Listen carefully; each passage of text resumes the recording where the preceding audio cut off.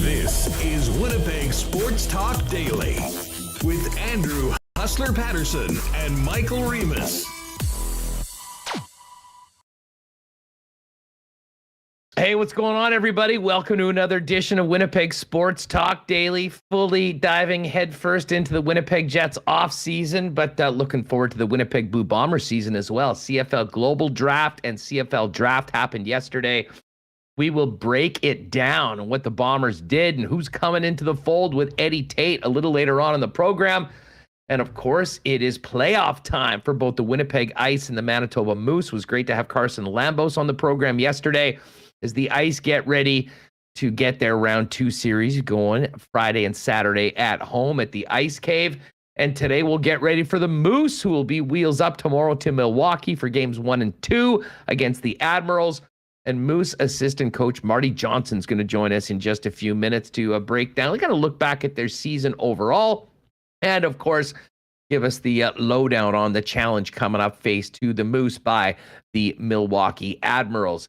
And in between all of it, the continued saga of the Winnipeg Jets continues, and we'll get Murat Tesh's thoughts on both what we heard from Mark Scheifele, Paul Stastny, and a number of the Winnipeg Jets at the end of the season, Kevin Cheveldayoff as well, and also a little bit of a tease on the second part of the Winnipeg Jets fan poll that was put out with some not surprising but interesting reaction from Winnipeg Jet fans on the season ahead, and most importantly, what to do going forward to get this team in a different situation next year. So we're talking about whiteouts and playoff hockey at Canada Life Center and not everything else that we've been discussing this week. It is going to be a great show. We'll bring Michael Remis in here in just a second. A big shout out to all the sponsors that make Winnipeg Sports Talk happen. Our friends at Breezy Bend are excited to open the golf course in about 10 days from now.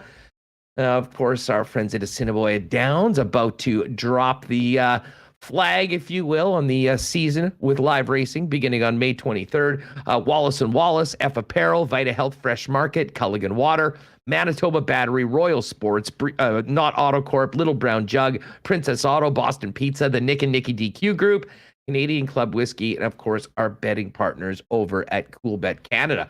We'll also get to a pretty wild night in the Stanley Cup playoffs last night. Couple upsets, a little triple OT, and another big slate of games coming up tonight. But let's get to Michael Remis and welcome him into the program. And, of course, welcome everyone watching with us live on our YouTube channel at Winnipeg Sports Talk. Remo, what's good, dude? Feeling pretty good, Huss. I'm way more hyped for this playoff hockey than I thought I was going to be. You know, I thought, oh, the Jets are out. They didn't make it. I'm going to be sitting here jealous of all the fans having their parties in Calgary and Edmonton, which I might be, but I didn't think I'd actually be invested in watching the game. And we had a triple overtime game yesterday.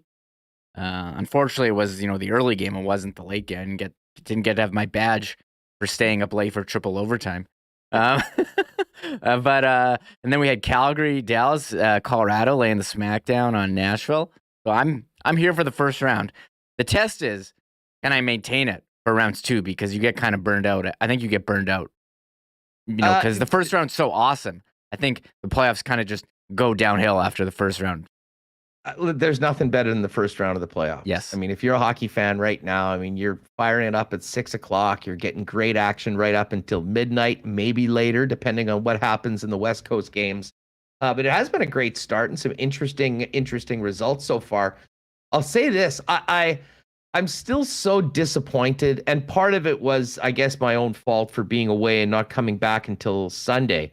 But no playoff pools. With it ending and then the playoffs beginning on Monday, it was very difficult. I did see some guys getting together on Monday night and doing their drafts.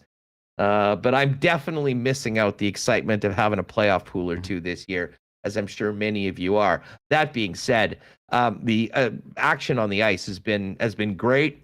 Big win for Calgary last night, dominating performance for the Colorado Avalanche, as one might expected, especially with UC Saros out. Big save, Dave. Didn't mix in very many big saves last night. That one could be over quickly.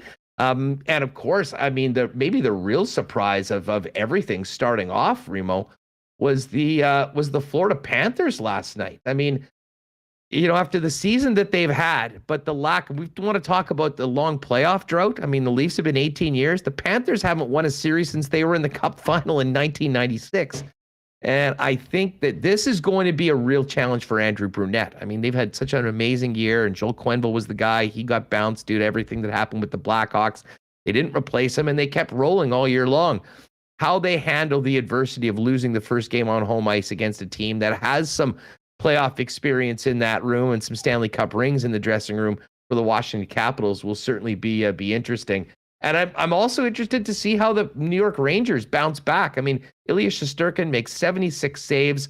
Louis Domingue comes in after the starting goaltender, Casey DeSmith, was out with cramping, I guess, lack of hydration during that long OT game, and end up getting the win. And the Rangers had really handled the Penguins quite well throughout this season and the last season, but not the way that you want to start off with. And this, in a lot of ways, could be the last stand for the Penguins. I mean, there's some key players like Evgeny Malkin, that there are questions as to where they'll be next year. I mean, this core has done some incredible things for the Steel City. They showed that they're not done yet. A big win last night in that triple overtime game. And tell you what, first two nights of the Stanley Cup playoffs have been phenomenal. And I'm looking forward to another great night tonight, including a huge game for the Oilers, as they absolutely have to even that series before heading back to Southern California. Yeah, big game for the Oilers. I always wondered, when you get into these lengthy triple overtime games, would a team ever change their goalie? Like baseball teams change pitchers. I mean, you're making a lot of saves now. I don't think you can do that if you're got Shesterkin, who's Vezina candidate, and proved it yesterday with how many saves did he have? Some ridiculous 79. Number. Ranger record, I believe. Yeah. So. But I always wondered, when you're getting in there, if a team would ever do it. And I don't think Penguins did that, but maybe it obviously worked because he didn't have cramping or anything. Louis Domingue, he's been more known for making cooking videos on YouTube and social media lately than stopping the puck. And there he was, longtime Coyotes goalie. Well, the funny thing is, apparently he chowed down on. I read that they served spicy pork in between periods for the for the players when they needed to eat in between the overtimes, and he chowed down, just thinking he was hungry, he'd get something to eat, not thinking that he'd be thrown into action in the middle of an extended overtime period. But they got it done. Anyways, great night. We'll maybe spend a little bit more time on the playoffs later on in the program, but we've got a lot to get to, and we should start it off with the Winnipeg Jets. I got a text last night that said, some interesting names for, that are coming to the surface for, potentially being the next coach of the Winnipeg Jets. And a couple of the names, I think we've already heard them mentioned, and we shouldn't be surprised. But there were some other examples around it. Scott Arniel, first and foremost, he was the coach of the Manitoba Moose that took him to the Calder Cup Championship in 2009. Was a year and a half as a head coach of the Columbus Blue Jackets, then a longtime assistant on Alain Vigneault's staff, and now, up 1-0 against those Florida Panthers on Peter Laviolette's staff with the Washington Capitals. I don't think it's a surprise that Arniel's name was mixed in. I mean, I think he's a guy that had been looking for a second shot in the National Hockey League, certainly has a lot of great experience, and certainly has some connections to this city and this organization.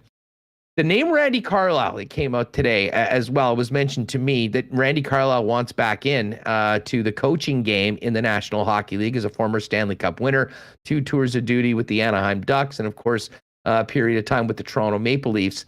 And he certainly would be a guy that the powers that be that run the Winnipeg Jets would be very, very familiar with. As a former president of the Moose organization, that was probably the year that he hated the most, working with me on a day-to-day basis on a not hockey duties. And of course, coach for the Manitoba Moose. And as we mentioned, two times with the Ducks, but also winning that Stanley Cup. I mean, I think there was some wonder whether Randy Carlyle was even looking to get back into coaching. Well, it sounds like he is interested in. And as Elliot Friedman mentioned this morning on his 32 Thoughts podcast, those are two names that have come in early that we would expect to get interviews. They did say that this is going to be a wide coaching search. So again, I know some people will jump to conclusions. I mean, I think those are some logical guys that maybe would, I'd potentially have a leg up on some others because of their familiarity with the organization and the city and their history, both as former members of the Winnipeg Jets 1.0. But it doesn't surprise me that we're starting to hear names because, Remis, this is a huge decision for this team going forward. And both Arneal and Carlyle mentioned today by Elliot Friedman. Yeah, Elliot dropping some bombs there in the 32 Thoughts. And I guess that's what the next couple months are going to be.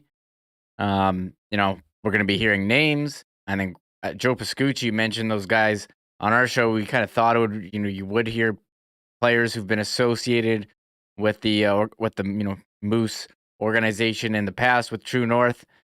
So we'll wait and see. You mentioned Randy Carlyle. My first inkling is maybe we should go bring in some new ideas. Maybe the prerequisite for the job shouldn't be that you've worked with them before. I think it's clear they need a new direction, possibly new leadership group. I think the coach will have the say over that. But you see what I laughed at Calgary when they hired Darryl Sutter, and here they are in the playoffs winning the Pacific Division. Now, would that happen here? I don't know, but maybe I'm able to question my own ideas on head coaches. I mean, what do I know? I'm just here in my basement, us talking about hockey.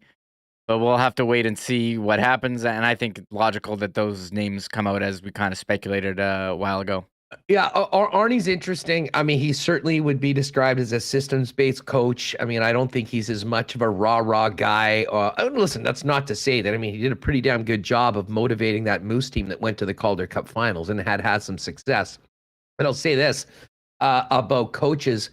I remember talking to Arnie after he, was fired as the head coach of the Columbus Blue Jackets, or maybe it was even after the first season before he was no longer there.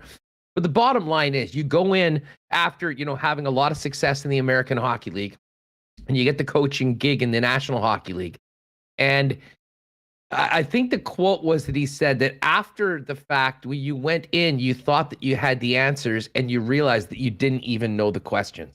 And I think that experience, whether it's here in Winnipeg or somewhere else, I think will be very valuable for Scott Arneal if he does get another opportunity wherever it is. And then the other thing is that he's worked with some pretty damn successful coaches as well, both, as I mentioned, with Peter Laviolette and Alain Vigneault. So he's interesting. Carlyle is probably a little more polarizing of a guy. There'll be some people that think it's a terrible idea, and there'll be some people that'll think it's a great idea.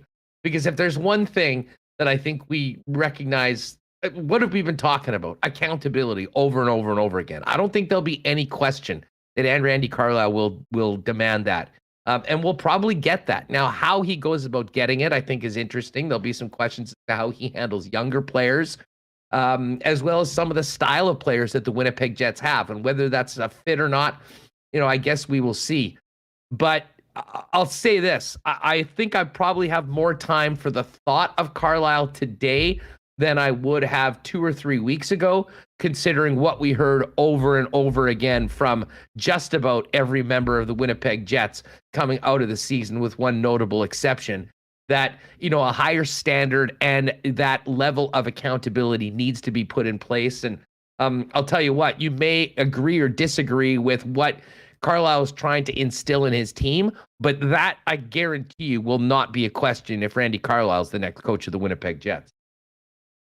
Yeah, I mean, I wasn't sure if we would see him come back, but as you said, certainly an option kicked around here by Elliot Friedman, and he did have success in the past. We saw what Darryl Sutter did with Calgary after being out of the game. And, I think Jets need that kind of coach. And maybe it's a better fit than I was willing to admit when I initially heard the idea. So, but there are some comments in chat saying, how long can you run with that type of coach going forward? But, if the Jets want... Not 8 years. Yeah. And I think, we've seen it. But, I mean... I think back to Carlisle going in his round 2 with Anaheim in 2016-17. He came in, made an immediate impact with that hockey club, and not only got them to the playoffs, but got them to the conference finals. There was the law of diminishing returns after that, and that's not unique to Randy. I mean, that happens, over and over again in professional sports, and that's why the shelf life of many coaches is not as long as they would like. The law of diminishing returns certainly rears its head in coaching. Listen, I think the most important thing is to get this team on the right track in the short term, and make the most of these next couple seasons. And, again, it'll be interesting. The one thing that Friedman did say, and I think that we've heard from the Winnipeg Jets, and I think everyone just hopes that this is, how they go forward, is that they do cast a wide net. I mean, I have no issues in them interviewing anybody. I mean, interview everybody you want, but make sure that there are maybe some out-of-the-box candidates, some people that don't have ties to the organization that get the opportunity, a fair opportunity to come in and show what they might be able to do. Because while it is important, and you have to know the type of people that you're bringing into the organization and the men that are leading, the guys in your dressing room, there are other people that, might be out of the that circle at this point, and I think it's important to consider them all. So, we'll ask Murat about that and see what he thinks about those two names that have been thrown out. But as I said, it's very, very early. So if you are very negative on that idea before any freaking out takes place, let it breathe a little bit and see what other names surface over the next little while. Because as you said, this is not going to be a quick snap of the fingers decision, I don't believe. I think it will be exhaustive. I think there will be many people that will get consideration. And I'm not surprised that Scott Arniel in particular is one of the guys that are getting it. And it is interesting to hear Randy Carlisle sort of throwing his name back into the mix and, hoping to get some consideration from the Winnipeg Jets. Certainly was a great player, was a great member of this organization with the Manitoba Moose. Would be interesting on a third act, especially with everything that we've heard happening around the Winnipeg Jets. Now, Remo, and we'll talk about this with Murat. We've been talking about it all week. I mean, the aftermath of the end of season comments of the Winnipeg Jets continues to be discussed at length here on Winnipeg Sports Talk throughout this city amongst fans. But the news is also obviously getting around the National Hockey League. And I'm not sure. Do we have that clip ready? Are we good to go on it? We're good to go. So yesterday, and I always enjoy once we're done throwing on, seeing what Hayes and O-Dog and Noodles have for us on Overdrive for a while. And I sort of thought that the Jets would be an afterthought at this point. The Leafs are in the playoffs. There's all that excitement in Toronto. You've got Calgary and you've got Edmonton. So I didn't think maybe that the Winnipeg Jets would be a topic that, a show like that would be discussed, coming out of Toronto. But it does focus very closely on the National Hockey League, and these players in particular have great connections throughout the league and are talking about the league. And they had Mike Johnston, who for my money is one of the most interesting and best NHL analysts in the game right now, on the program. And they were talking about what was happening in Vancouver, but then transitioned over to the Winnipeg Jets. And I guess we could touch a little bit more on Vancouver and what that means for Bruce Boudreau and potentially Paul Maurice. But I want to play you this clip from yesterday's Overdrive just to give you an idea about what is happening in Winnipeg and the conversations we've been having, how people are noticing elsewhere in the National Hockey League. And, with the exception of Brian Hayes, the other three guys in this conversation are all longtime former NHLers, very respected, involved in the game right now. And this is what they had to say about the end of the Jets season, both what Cheveldayoff had to say, and then it sort of transitioned into moving forward and what needs to happen for the Winnipeg Jets. Check this out from TSN's Overdrive yesterday afternoon. What Kevin Cheveldayoff in Winnipeg effectively said Dave Lowry, the interim coach, yeah, if he wants to apply, I guess he can go ahead. Whatever. Like, basically, like, you have no shot. Don't say that comment, though. Like, you're not hiring him. He's not going to get an interview, so don't say it. Just say, we're moving on from this coaching staff. We're looking elsewhere. Exactly. Like, what? Like, I get it. I'm sure you have respect for him, of course, but he's not coming back. Like, everyone kind of understands that. You wonder, guys, if and you're right. Like I need to go through the interview process. I've been in the organization for 4 years. Right. Like, exactly. What are you going to interview? Like, what are we talking about here? But I also wonder. I mean, Dave Lowry's son is an important player on the team, and Very true. Maybe you're trying to kid glove it on the way out the door because Adam's still there and he has term left on his contract, and you don't want to sour him about what's going on in that franchise. But that franchise is interesting. Like I don't know, because playoffs are starting and Kevin Cheveldayoff downplayed it. I thought Paul Stastny's comments were telling, talking about his team chasing individual stuff, too much tied up in individual success and not caring about the team success. And I'm like that is as direct and as indictable a comment as a hockey player can make.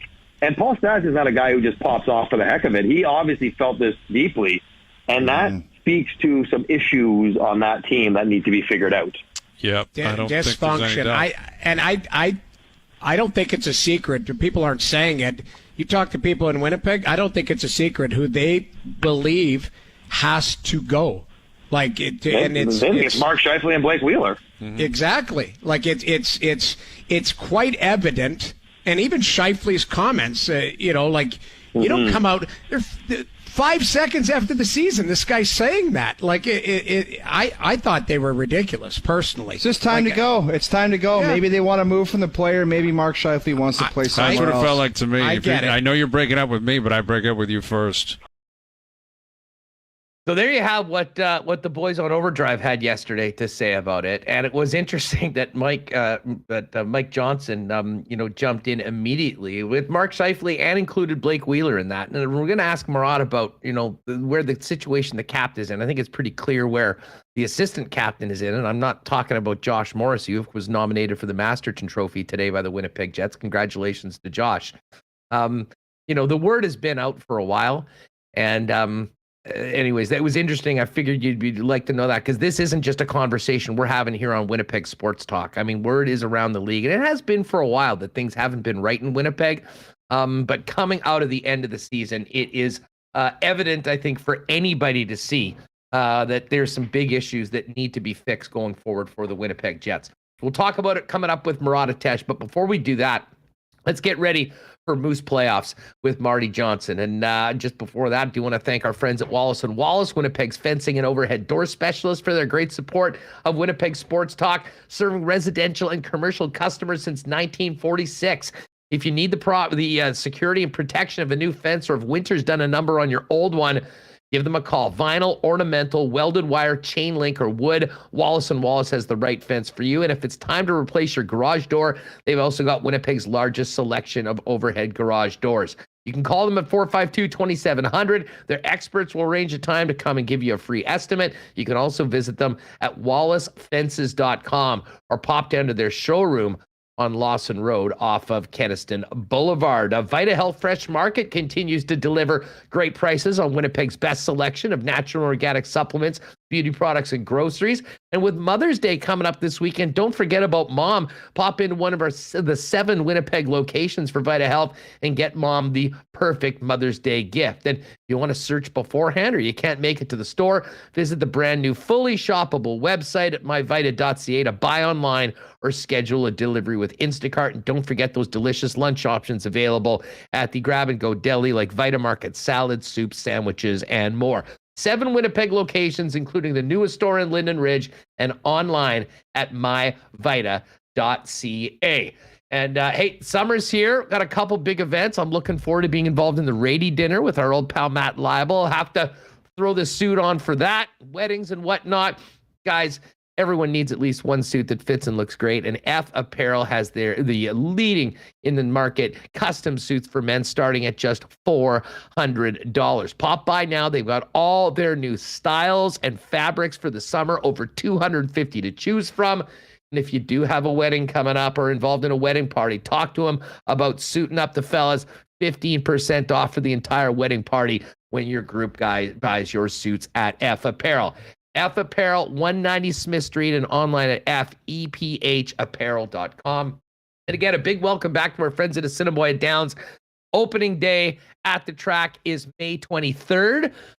Find out more at asdowns.com. Of course, the brunch is back. Everything's coming back at Assiniboia Downs this year. And the Kentucky Derby is this weekend. We'll tee it up with our friend Kirk Contois on Friday afternoon show to hopefully give us a few winners for the Run for the Roses. All right, Murat coming up in just a few minutes. But before we do that, let's head out to Moose HQ and tee up the Moose Admirals playoff series, dropping the puck on Friday night with Moose assistant coach Marty Johnston. Marty, what's going on? It's great to have you on Winnipeg Sports Talk. How are you? Yeah, it's great to be here. We just got off the ice from our practice, and you can tell the level of excitement is there. We're ready to play, and the guys have basically said that enough of practice. Let's get after it, and we're excited about heading to Milwaukee tomorrow. Been a long season, been a really successful season for the Manitoba Moose, and but I imagine towards the end, I mean, especially with the extended regular season, guys are ready to go. How would you describe the vibe amongst the locker room right now, coming out of that final practice in Winnipeg? Vibe is good. I mean, I think the last 2 weeks of the regular season, where we had our our position secured in the playoffs, and then going into the last week, we had our seeding set. You could tell guys were just kind of waiting for the playoffs to start, and today there was a lot of jump. There was a level of intensity there that the coaches didn't ask for. It was just there, and we feel the group is in a good place and ready to start. Well, in some ways, I mean, I think you've pretty much known that you were destined for this 2-3 matchup, and you needed to figure out whether it was going to be Rockford or Milwaukee. But you sort of knew what the task was going to be. Sometimes it's challenging to get through those final few games of the regular season, but now it's playoff time and everyone knows what is at stake and what the goal is. I wanted to ask you about the team overall, though, from this season, because it's a very interesting unit. I mean, you won 41 games in the regular season. You were 17 games above 500. And yet when you look at the statistics of the team, I mean, it is about as balanced a team as I can ever remember. I mean, there's no one or two players that are running away, with points that are the key offensive cogs. And you've got about as balanced scoring of any team I can ever remember at this level. I mean, from being behind the bench, what did you learn about this club, and how well are they positioned to go on a playoff run, considering, how deep and balanced that this club has been pretty much the entire season? Yeah, I mean, it's been interesting. I've coached now for 15 years, and I've never had a team where the balance of scoring is like this. On any given night, it's a different guy stepping up and playing the role of the hero. Even on the back end, I know our back end is full of talented guys, but Jonathan Kovacevic's got 11 goals, and he's one of the few D that don't play on the power play. Up front, Cole Meyer is viewed by many as a checking center, and he was right up there in scoring. So what's been nice and the life in the American League is that you're constantly losing guys. You're constantly, guys are getting called up, but we were able to handle the injuries. We were able to handle the call-ups because we had that balance in scoring, and it makes our group competitive internally. There's lots of internal competition for ice time. So it's been awesome. And I think that, for the large part, it's been the leadership group that's made the difference.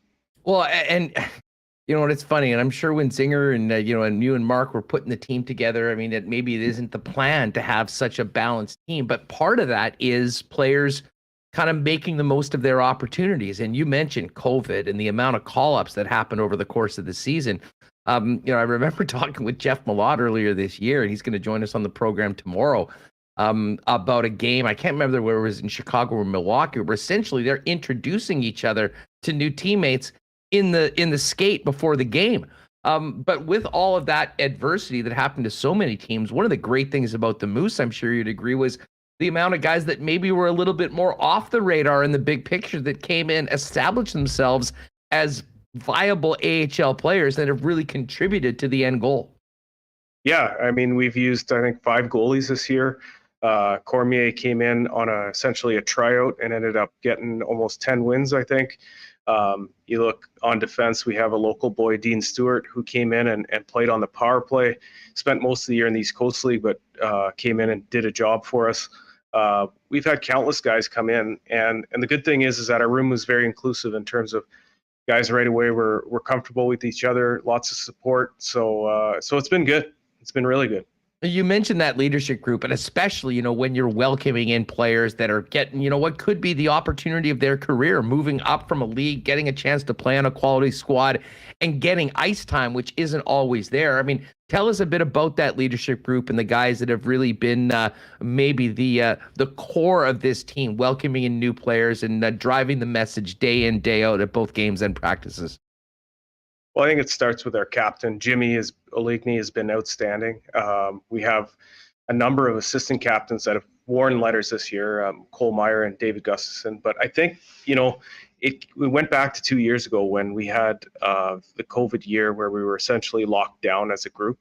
And the guys learned to play cards together. They learned to get along because we really had nothing else. We were sort of prisoners inside the rink. So it was really good. And from there, the group has taken it to another level this year in terms of making sure that everybody's accepted and everybody has a voice. And the ego is that there's not a lot of ego in our room. And I think that's what helps us is that guys come in, they're accepted, they support them. And as long as we get a win, we're happy. In many corners of the hockey world, we've heard about, just how taxing and how trying the COVID times were. It sounds like from your last answer, though, there were some benefits of what this group and this core, gained out of it being together for so long. I mean, it can kind of go one of two ways. And it seems like for this group, it went a very positive way that brought them even closer together now into this season where you're not going through all that.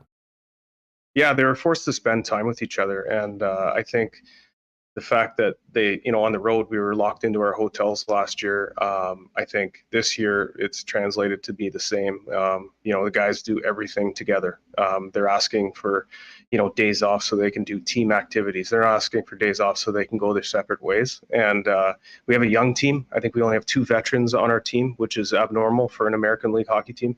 But, they want to be together. They want to hang out together.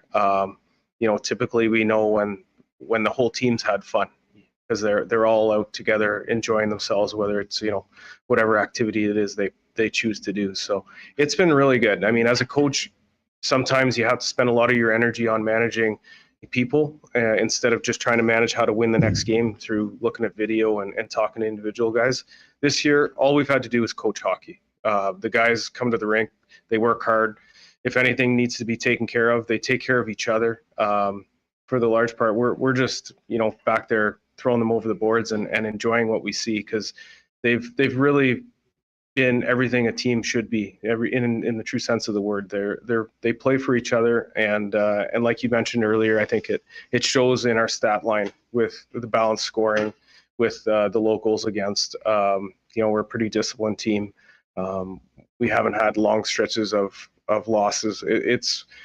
It's a good group. We really hope that this can continue. We know we're going into the most difficult part of the season where lineups are going to be at their strongest point. And we know that our competition is tough, but we like where the group is at right now. We like the balance in our lines and we really hope that, games 1 and 2 are successful for us so we can bring it back home and be in a good position. You mentioned the balance, and we've been talking about it in that lineup. How much of an advantage is it in your perspective going into a series like this? I mean, often, especially at the American League level, you look at, there might be 1 or 2 really key guys on a team that does the majority of the scoring. And, from a coaching perspective, you plan your whole week going into the series to take care of the guys that do the most damage. It's a very difficult task to do against the Manitoba Moose, the way you guys are constructed. Yeah, and I think it's, the fact that we have home ice advantage in the first round in terms of games 3 and 5. It's probably tougher on their coaching staff than ours because we're confident with who we're putting out over the bench. And if you look at the first place team in our division in the Chicago Wolves, they have a 100-point scorer. They have a 45-goal scorer. I think our top point getters got just shy over 40 points, but we're balanced. We have confidence in all 4 lines. You look through our last 10 games, I'm sure each line has been the main driver in one of our wins. So we like it. And we like the fact that all of our goalies have been contributing right down to the end. We've had 3 goalies playing our last 10 games, and we like the fact that they're all ready. So, we talk about depth, we talk about balance. Obviously, we're going to have to make sure that we do that when it matters most. But the one thing that we know is that even the guys that don't start in our lineup, we have a great deal of confidence in, and that's a real luxury to have as a coaching staff. Marty, I want to ask you about the blue line. Jet fans that maybe haven't seen as much of the Moose did get a chance to see a number of these young men get a taste of the National Hockey League. You mentioned Johnny Kovacevic. We had him on the program. What a great young guy he is, and I mean, really acquitted himself very well and has had a monster season for your squad. Ville Heinola has had some time. He's back there. Declan Chisholm as well. It would seem from the outside that the blue line is a real strength of the club. How's it shaping up, and how big of an addition will it be to welcome back Dylan Sandberg, who obviously opened up a lot of eyes at the NHL level, and I'm sure he'll be looking forward to contributing to this team in the playoffs? Yeah, it'll be really nice to have Dylan back. I thought that he was playing his best hockey when he got called up, and we see the confidence that he has coming back, and he's kind of part of the Twin Towers. We have Kovacevic and Sandberg, who have played together for the last couple of years and done a really good job. We have different looks. We have Declan Chisholm and Leon Govanke that really control the play through their puck play and their skating. And then we haven't even talked about Ville. And Ville's a really dynamic player. He's a difference maker on the power play. He's done well at the NHL level this year, and he's done really well with us. So we'd be lying if we didn't say our defense is a strength of our team. It's a luxury to have. It's really important. And with that being said, our captain Jimmy O is back there, kind of making sure everything goes right as well. He's a veteran presence. He's been around. He's got a real big impact on our bench, especially when times are tough. He does a really good job of stepping up. So we're happy with that group, and we've got 3 other guys that would have no issue coming into our lineup in terms of Simon Lundmark's a real high-end prospect that we're really happy with. He's a first-year pro, and then we have Marcus Phillips who came over in the deal from LA. So we're really happy with our group, and typically in the playoffs you're going to have to rely on more guys than you have in your lineup in game 1. You mentioned the leadership group, and I have to ask you about David Gustafson. He jumped on the program with us last year. I had such a great chat with him, and he is, a guy that I think probably players really like to play with and be around. His attitude really stands out because, he was the MVP of the Moose last year. Many people had him penciled in for a full-time NHL job. He got 2 call-ups and was the embodiment of Murphy's Law. Got hurt early in both of those games, and he came back. What have you seen in David in his play this year, and how he's handled some real adversity that would be crushing for a lot of young players, and how he's handled it and continued to drive the Gus bus, if you will, for the Moose? Yeah, he's been a consummate pro. He's definitely been hit with some bad luck. Obviously, both times up with the Jets there, taking injuries in the first 2 minutes of his ice time in games has been tough. But you would never know with Gustafson whether he was, a high-rated NHL prospect or an American League contracted guy or somebody that's called up. He goes about his business. He treats people with a level of respect that you'd want your kids to emulate. He's a professional in terms of he comes to the rink, he takes care of his body, and he's happy to see other people succeed. In terms of his play, he's a beast in the face-off dot. That's something that I think is going to be something that he'll carry with him through his career. He's a 200-foot player that is really, really heavy on pucks. He's still a relatively young guy. I think we always forget how young he is because of how he plays, because of how he acts. He's really done a good job, and his mental component has been good as well. I think, dealing with what he's dealt with and being who he is has really helped our group. He's a very good example of what our group is all about, and he's a big part of puzzle here. Well, and Marty, I'd imagine, I mean, now with the opportunity to play in playoff games, with that level of intensity, it would ratchet it up. I mean, what David Gustafsson brings to the club, I imagine will make him one of the most important players for the Manitoba Moose in all sorts of situations when you drop the puck Friday night. Yeah, he's for sure a guy that by the end of the game, you always realize like you're leaning on him. He's, and I think Mark said it before, is, Gus is basically going over the boards, that. And he's a big part of our PK here. He's part of our power play all year. He's essentially played our first line. So, we're going to lean on him for sure. But the good thing with Gus is that he's a good teammate. He doesn't carry an aura around him where he expects that or has to be the guy. He's a guy that wants to win. And I think he's done a really good job as a younger player being a leader on our group. And like I said, he is young, but he wears an A. And that shouldn't go unnoticed for the fans of the Winnipeg Jets. To get a leadership on an American League team as a young person, that's quite an accomplishment. So we're happy with Gus. We don't want to put more pressure on him, but he's certainly a big part of it. Another great story amongst players that have really earned their opportunities is Christian Reichel. He of course had some injury issues here with the Jets. He's back right now. How's he looking, and how big of a boost is it to get Reichel into that starting lineup for Manitoba?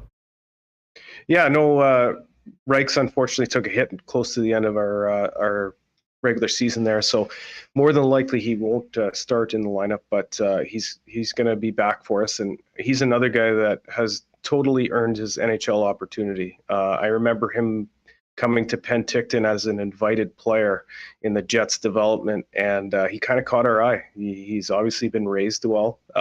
Everything he does the right way, and he's gone from trying to get an American League contract to now earning an NHL contract, and there's not enough I can say about him. He does all the little things right. He obviously comes from a hockey background with his dad having played in the NHL. He's really a student of the game, and what he brings for us is, again, very similar to Gus. He can play at the end of the game when the goalie is pulled for or against you. That's the level of comfort we have with him, and to have someone that you can rely on like that is outstanding, and we're happy to have him.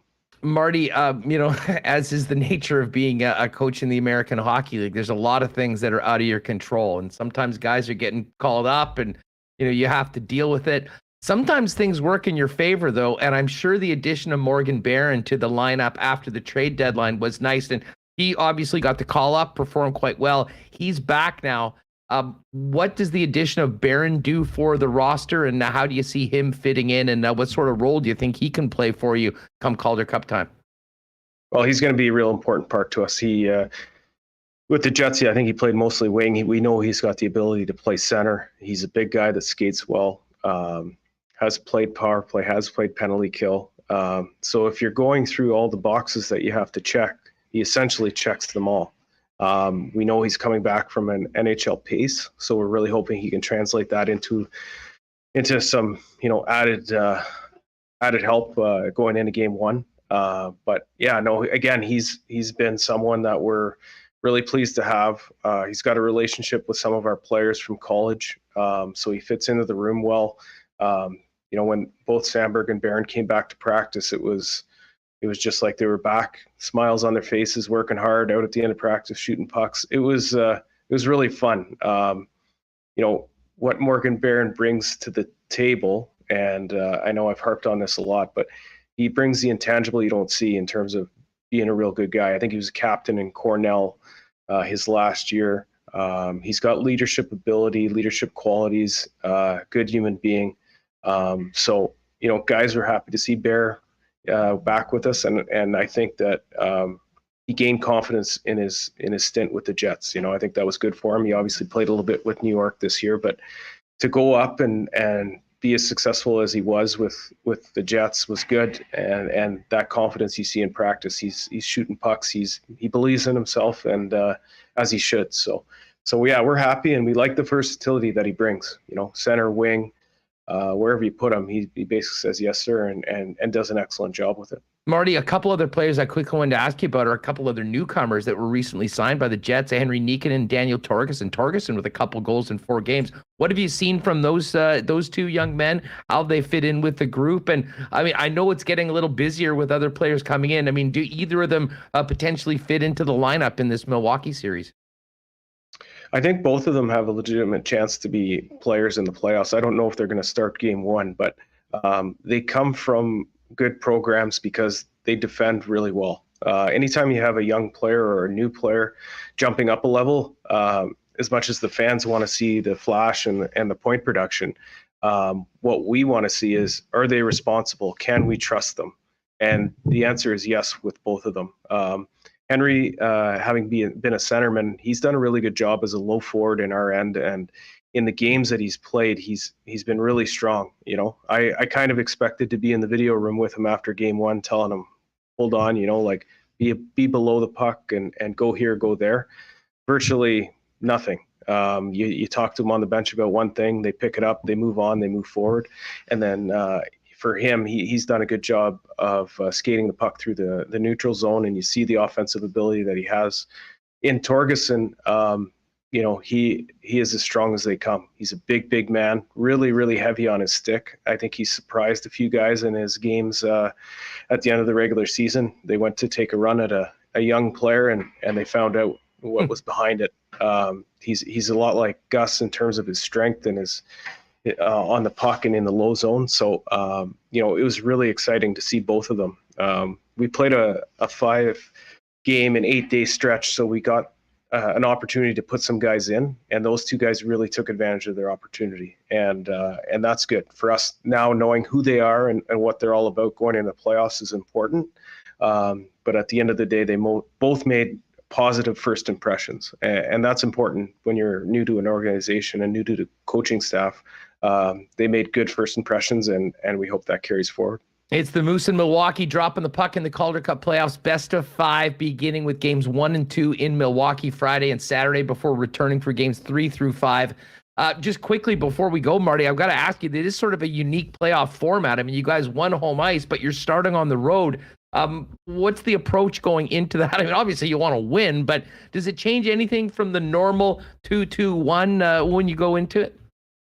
Yeah, it's a little different. I think it was 3 or 4 years ago we played Grand Rapids in a scenario like this, and you know we chose to have the final 3 games at home, and it was a choice that we had. But yeah, it's not an easy choice. It's very different than the typical playoff series. You know, most are usually 7 games where it's 2-2, 1-1-1, or like you said, 2-2 and 1. But you know what? It doesn't matter. We'll play anywhere. We believe in ourselves. We know that we have tough competition ahead of us, but we've played this team 12 times. There's really no secrets that either team has. We know it's going to be a battle. We know it's going to be a grind. We know that playoff intensity is going to ramp up. But yeah, is the schedule unique? Yes. Are we going to make it an excuse or feel like it's a huge advantage? No. It doesn't matter where we play. We know we're in for a battle, and we're excited about that battle. Marty, last one for you. It sounds like the team's excited. They're prepared. You know the Milwaukee Admirals very well. I know you and Mark have been going over all the game plans. What's the most important thing for the Manitoba Moose to do to be successful in this first round and move on? I think for us, it's to stick to what we're good at. We're a real good forechecking team. Hopefully we can establish that and let our play go from there. But like I said, we have a lot of respect for Milwaukee. They're a good team as well. Yeah, I think, you know, if you watch our team, if we're strong on the forecheck, then we're probably playing the game we want to play. Well, I'll tell you what, fans will be ready to go when the team gets back here next week. Hopefully we can be talking about a great scenario for the Moose after the first 2 games. Congratulations on your great regular season. Good luck in the playoffs, and we'll look forward to seeing you and the fellas back here on Canada Life Center ice next week. Yeah, I really appreciate your time, and we're really looking forward to the support on Wednesday. Oh, man, great Moose conversation with Marty Johnston. Really appreciate him joining us. And tomorrow, before the guys take off to Milwaukee, we will be joined by Jeff Murat, a return visit for Murat, who got a nice little bump from WST, his appearance the first time Hopefully it happens again, but he will join us tomorrow. Really looking forward to having Jeff back on the program, and thanks to Marty, and of course thanks to Daniel Fink, the voice of the Moose, for having that. And of course CJOB will have both of those games with the Fink on the call Friday and Saturday for games 1 and 2 before the series comes back to Winnipeg. Well, it's not golf time yet for the Manitoba Moose, and hopefully it won't be for a while. However, for us at Breezy Bend, opening day is May 13th. Cannot wait to get out there this year. If you're looking for a great golfing home for your family for the future, with great juniors and women's programs, an amazing men's night, and so much more, find out more at breezybend.ca. And if you want to give a call, Corey Johnson, our great friend, general manager of the year, will be happy to talk to you about options for Breezy Bend going into the future. Again, it's breezybend.ca. I'm using my Vita Health mug today, but I am filling it with the good stuff, and that, of course, is Culligan Water. When we're talking water in Winnipeg, you know we're talking about the experts. Family-owned for over 65 years is Culligan. They've got it all. Water softeners, filters, bottled water coolers, whole home systems, drinking water systems, and citywide water delivery services, as well as commercial and industrial water products and solutions. Whether you need water for your home, the cottage coming up this summer, or your office, Culligan's there for you. 1200 Sargent Avenue. Give them a call at 694-5180 or hit them up online at drinkculligan.com. Donnie and the guys at Manitoba Battery are ready for summer. Boats, ATVs, golf carts, hot rods, they've got it all. And as I said before, bottom line is they're going to save you time and money. Instead of wasting your time heading down to Costco to pick up, for instance, what sort of a battery we're talking about? As far as a big battery, deep cycle battery. This is what I'm talking about. Sorry, I lost myself there for a minute. You're going to go down there. You're going to spend some time parking your car. You're going to wait in line. You're not going to have anyone that knows what they're talking about to help you. And you're going to spend $125 minimum. Or you can call Manitoba Battery, order the same one for less than $110. They'll deliver it to your door that same evening and buy your old battery for $10. The whole process is going to take you 5 minutes, save you $25, an hour of your time, and you won't burn any gas, which is significant these days as well. That's the kind of math that works for Winnipeggers that always love a good deal. ManitobaBattery.com is where to find them online, or give them a call, 783-8787, to save yourself time and money. Big shout out to Donnie and the gang over at Manitoba Battery. And of course, our friends at Royal Sports are ready for summer. Whether you have a soccer player in the family, softball, baseball, looking to get active with their big fitness department, or looking forward to dominating spring and summer on a new bike, Royal has it all, not to mention the best selection of licensed merchandise from all the leagues in North America, as well as soccer around the world. Royal Sports, 750 Pembina Highway, and you can check them out online, or follow them on Instagram, actually, at Royal Sports Pembina for the latest merchandise drops and sales information. All right, well, it was nice getting ready for some playoff hockey for the Manitoba Moose. But as you know, the Jets topics just continue to be with us right now. Coaching, as well as more fallout from the end of the season. And I've been looking forward all week to having Murat on the program. Let's bring in Murat from The Athletic now to get to it. First things first, how you doing, Murat? On to the off season. Here we go. On to the off season, and it's not getting remotely boring anytime soon. I mean, the content is coming. The coaches are not being renewed. We've got some guys to talk about who might be the next head coach of the Winnipeg Jets. We have Mark Scheifele talking about his future in uncertain terms. I know you've touched on that all week. Pierre-Luc Dubois, I mean, he was at a Montreal cafe by evening on Monday after Winnipeg Jets exit interviews went hours late. It's a time in Winnipeg, and this is going to be such a transformative offseason for the Jets. Well, you know what? Okay, let's just quickly, because I do want to talk about everything we heard from the players and sort of the wrap, but, you know, sort of the news today, and I heard about this last night, and Elliot Friedman spoke about it this morning on 32 Thoughts, about, some of the names that, are coming out for, potential interviews for the Winnipeg Jets head coaching job. I guess first question, what did you think about the announcement? And I don't even know whether this was announcement. I mean, it was about as couched as you could get, but the coaching staff will have the opportunity to apply for their jobs, but they're basically not coming back, with the exception of Wade Flaherty, which I think to most makes sense considering the relationship he has with Connor Hellebuyck and Eric Comrie. But the two names, and I wouldn't say that it's surprising considering, some old ties to the people running this hockey club, is Scott Arniel, of course, who was the coach of the Manitoba Moose when they went to the Calder Cup finals back in 2009, former head coach of the Columbus Blue Jackets, and a guy that has been on the bench with two pretty successful coaches over the course of the past 10 years with Alain Vigneault and as well as Peter Laviolette right now with the Washington Capitals. And the other name is Randy Carlyle. And Randy Carlyle may be a little bit more of an interesting choice. I mean, certainly very experienced, 2 stints with the Ducks, stint with the Toronto Maple Leafs, a Stanley Cup winning coach, and one that I think many people would qualify as a bit of a hard ass, which has been commented on. First off, your thoughts on the decision to all but announce that they're moving on from this present coaching staff, and what did you think about those two names being floated out by Friedman earlier today? Well, yeah, I'll start with the guys on their way out. What a strange way to make that kind of announcement. I mean, when have you ever, and I know it's happened every once in a while in NHL history, but the idea of somebody interviewing for their own job, I mean, does Dave Lowry want to head coach the Winnipeg Jets next year? Adam Lowry was talking about how tough that relationship was. They made an arrangement between the two of them not to necessarily speak outside of the rink. That changes the family dynamic a little bit. You've got guys going through a tumultuous season, and they want to be able to shit talk the coach, and not always because the coach is wrong, but because that's a dressing room in the National Hockey League. They're not going to do that in front of an extremely popular teammate like Adam Lowry. Like, they can trust that it's not going to go all the way up, but they're not going to be that rude to a guy that they care about in terms of that sort of stuff as well. That whole dynamic is flawed. And so, no, he's not going to come back. I would be astonished if they interviewed him with any sincerity. And to frame it that way is, I don't know, it just seems like a soft play. And I mean that pejoratively, which I don't often go that way, when I talk about this sort of stuff, right?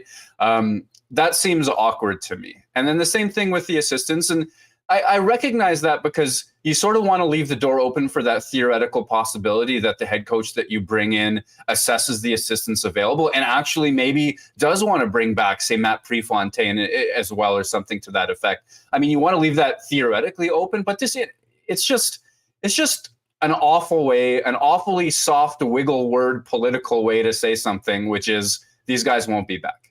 And so I didn't like that at all. In terms of the future, it looks like it's intimately connected to Winnipeg Jets past. Scott Arniel, somebody who I've thought about a little bit as well. In that fan survey that went up this week, one of the options when I ask people, who do you want that next coach to be? A famous NHL coach like, Mike Babcock isn't in the NHL right now for good reason based on what happened in Toronto, to be sure. Or perhaps an up-and-comer with no connections to the NHL, or an experienced assistant. And I started that list with Scott Arniel for a reason. And it's because Mark Chipman and True North believe in relationships. They have good relationships with people like Arniel and with Carlyle as well, to be sure, based on history in Winnipeg. Arniel was an IHL Moose, as I recall, as well. I mean, this is something that goes way, way back. And when I talked to Mark Chipman about coaching in October, we talked about Paul Maurice, we talked about Pascal Vincent, we talked about everybody who'd come and gone through Winnipeg Jets, Manitoba Moose ranks. And the one thing that he made clear at that point was that he sincerely believed in every single person who came through the door and then exited it, hoping that they would go on to bigger and better things, whether that was Pascal Vincent, whether it was even Claude Noel, whether, at that time, Paul Maurice seemed to have the security, he stepped away. So he's a big believer in the people that's been around. So as much as folks say, hey, Bruce Boudreau in Vancouver, that's an issue right now. That might not happen. What if New York Islanders let Barry Trotz go? Sure. I mean, that's not going to happen. What about all these famous retreads around the NHL who might command, $3 million, $4 million, $5 million per year? I don't think that's the route that's going to happen here. I think it's very realistic. It's very, very realistic for potential options with Jets connections in the past go. And then Huss, just on Randy Carlyle, the one thing, like there's lots to love. The hard-ass nature, I think, would be a welcome bit of fun here, to be sure. But that Stanley Cup, to attribute that Stanley Cup when a deep, stacked playoff team got Chris Pronger for free heading into 2007 for Ladislav Smid and Joffrey Lupul, who are depth players on a team that was already an up-and-comer. I mean, that's not a coaching win. That's a coaching facilitation, in my opinion. So as much as the disposition might be welcome, I would be extremely skeptical of a resume that begins with part of a cup-winning team when it's as stacked as the 2007 Anaheim Ducks were. Well, the interesting thing about Carlisle, and listen, at the end of the day, there's only one team that wins every year. And when you have it on your resume, you have it on your resume. And I'll grant you what you just said. He also came back to the Anaheim Ducks in 16-17 and brought them to the conference finals. Now, I think with all coaches we've seen, maybe in some cities more than Winnipeg, there's the law of diminishing returns that accelerates quicker in other spots. But 3 years later, he was out. But it wasn't like he has just had this 1 year of success. And even in Toronto, listen, that was part of this drought we've talked about for the last 18 years. They weren't able to get over the top, but did bring them to the playoffs. Did have a team that challenged. But I do think that if anything, we're looking at what happened in the second round with Anaheim, with the results that they were to get early on. Because make no mistake about it, whoever comes into this position, Murat, this is not going to be starting from scratch and trying to build something. This is trying to reverse everything that happened this year and get this team back to being a playoff team first and foremost, and one that can compete in the toughest division in the National Hockey League. And I would say the results Carlisle had in round 2 with Anaheim potentially would help them. But to me, every coach coming in will have, certain things on their resume as far as what their teams did when they were behind the bench. To me, what's most interesting is what type of head coach makes the most sense for this Winnipeg Jets team. And listen, we're going to get into potential changes with this roster. I think we all agree it will look different than it was, at the end of the Seattle Kraken game on Sunday afternoon. But I'm interested in your thoughts on, as far as qualities of a head coach, what you would be looking at in a guy that can come in, fit in well, and get the most out of the roster that will be presented to him when they drop the puck in October. Yeah, I can put together a bit of a mental checklist, and it's possible that Randy Carlyle fits those things, to be clear. The current situation in Winnipeg, clearly there's some locker room strife. The number one issue that we've heard repeated throughout the season is the A word, accountability. Winnipeg has not necessarily felt. The players want to be held accountable. You heard Paul Stastny say that, and certainly many players have voiced that in various ways over the course of the season. They know when players who don't commit to defense get big minutes. They know when shifts go too long. They know. And despite the rosy attempt at the first half of the season, media-wise or what have you, they know that things were missing on that front. So, okay, you have the pieces, you have a lot of talent, even if you're forced into trading Mark Scheifele, which isn't a guarantee, but seems likely. You're bringing talent back. This isn't for a pure future situation. So there's a lot of good things. So the number one thing that the Winnipeg Jets head coach has to be able to do is generate buy-in while maintaining accountability to performance. If that can be done with, a player's coach mentality, somebody who's going to win over the personalities of the room, great. If that needs to be done via the hard-ass old school methods, well, that's good too, as long as the results are there. The issue with that, with Winnipeg, that I would see is that we've seen such long shelf lives for coaches and staff over the course of Winnipeg Jets history. That's a Mark Chipman stable. He believes in that. So are you going to have, how are those two philosophies going to conflict? The idea that somebody's going to be a hard ass, do what he needs to do, maybe even definitely piss a lot of guys off, change minutes arrangements, hold people accountable to new standards, better standards, all of that sort of stuff, and then put together another 8 years behind the bench. I don't think that that's necessarily, I think there's some conflict there.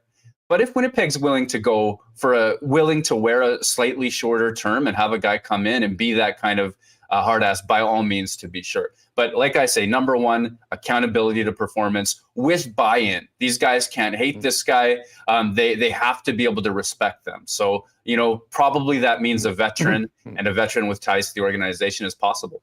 Well, buy-in is a key word because it was quite obvious that the Winnipeg Jets didn't have complete buy-in right now. And, we'd heard it over and over from a number of players through the last couple of weeks of the season, and it came out loud and clear. I know you were covering the team and covering the game on Sunday as well as Monday. Before we get to Mark Scheifele and what he had to say,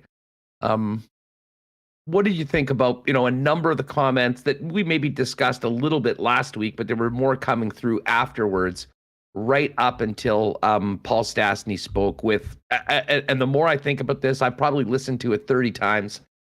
Maybe the most damning indictment of teammates from a veteran player, a respected veteran player that I can ever remember at the end of the season. We'll get to Scheifele in a minute, but everything else that you were hearing from the rest of the rank and file of the Winnipeg Jets, Murat.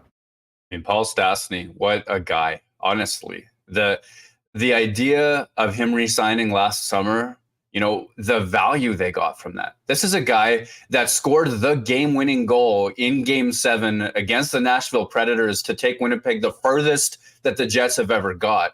He's the one center with whom Laine and Ehlers, as just young pups in the NHL, had positive possession metrics. They had all kinds of offense, all of that stuff. Then he comes back. Last year, he calls out the team for cheating, having cheat in its game, which was a necessary thing to say, and probably in a lot of ways the beginning of this discourse becoming truly public. And then this year, all the different moments where he said things like this, even leading up to those comments. And I'll get into those comments. But the other thing that you can say about Paul Stastny is there is zero cheat in his game, right? So respected veteran, to be sure.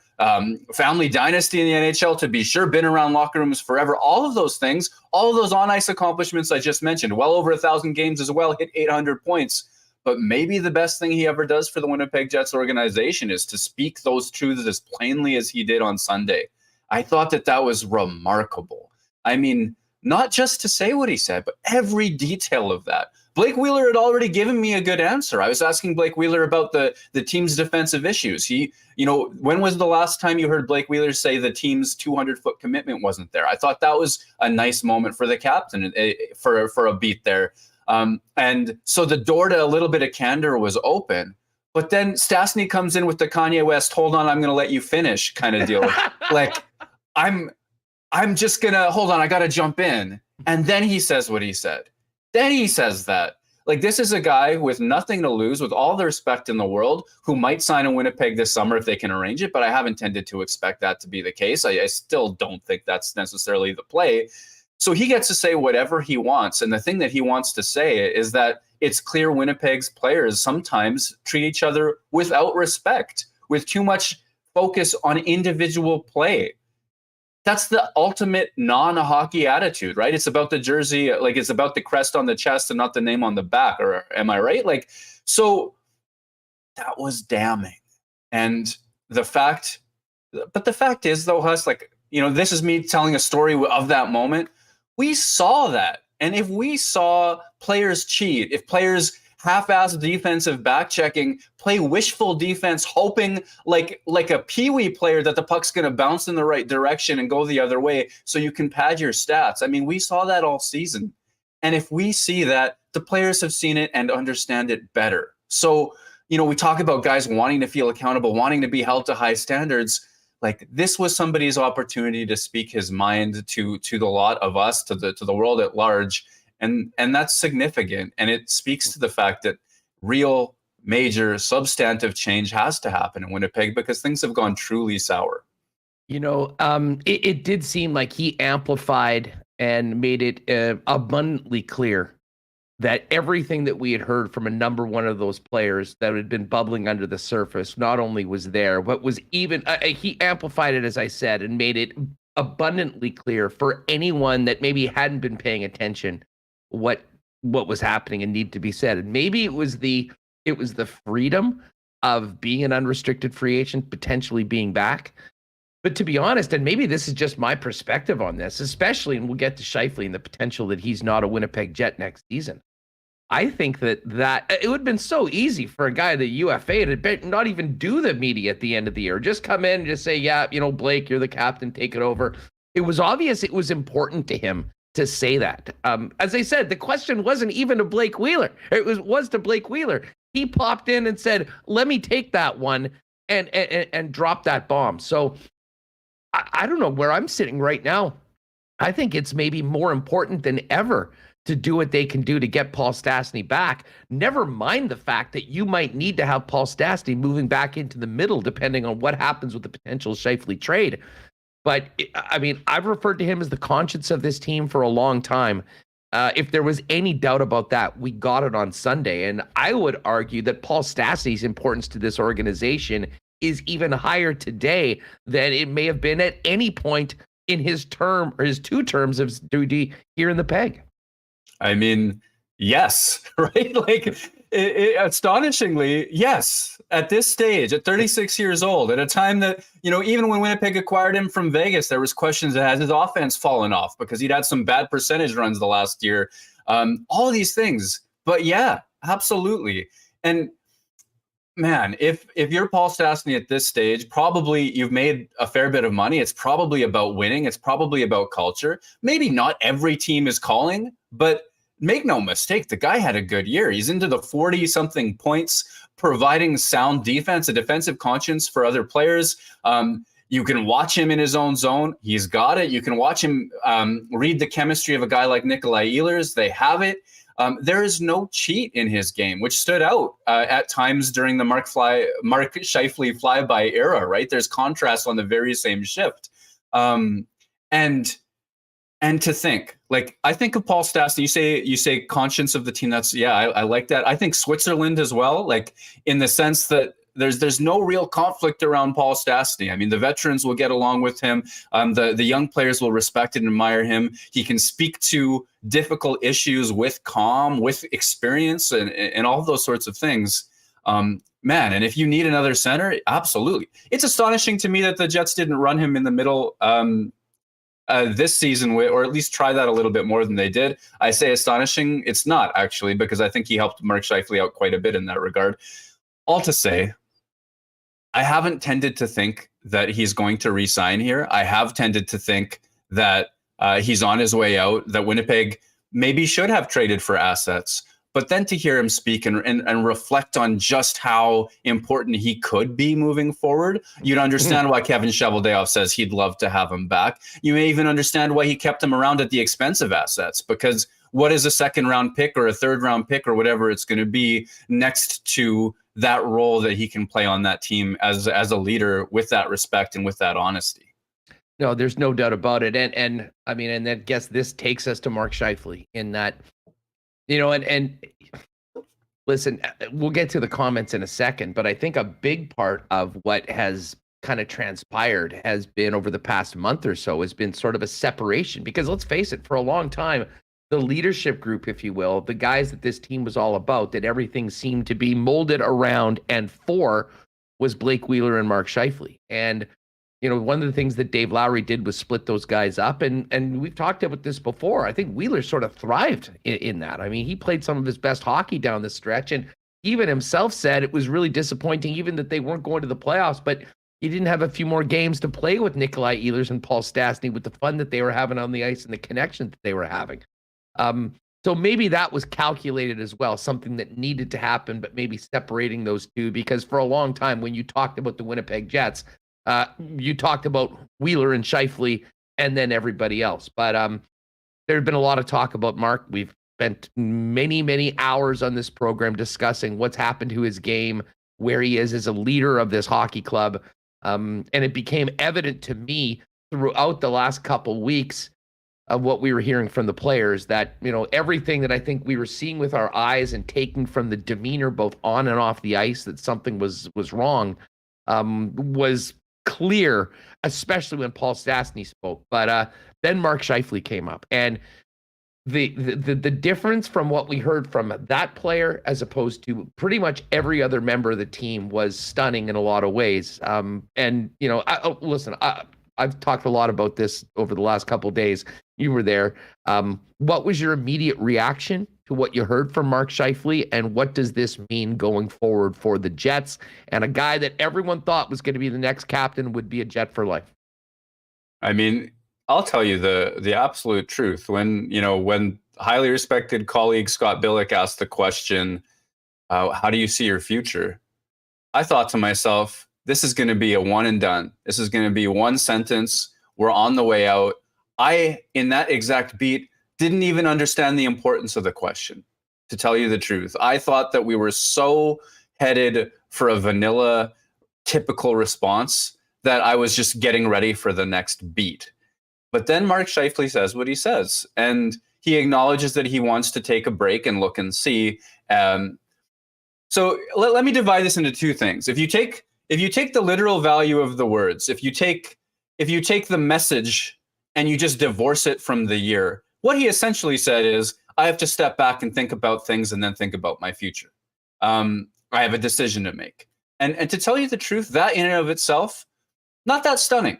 There's part of it that's stunning, the fact that he has a contract that holds him until 2024, 2 seasons left.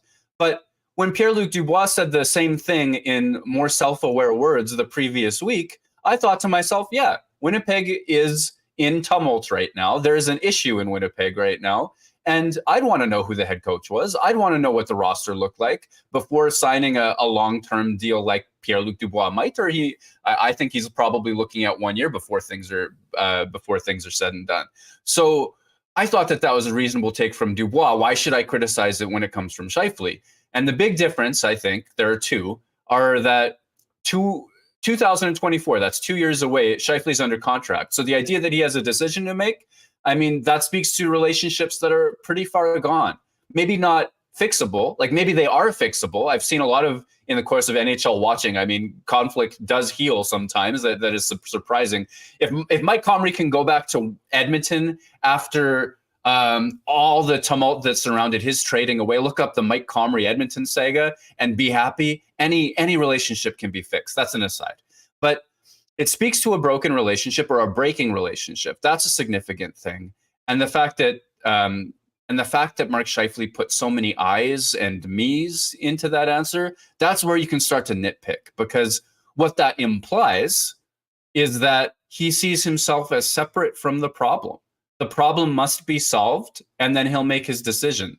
That's what if you want to go English essay on that response, if you want to write it out, read all the I's and me's, and separate it from the lack of we or team thinking, it's this sense that he is separate from what is going wrong in Winnipeg.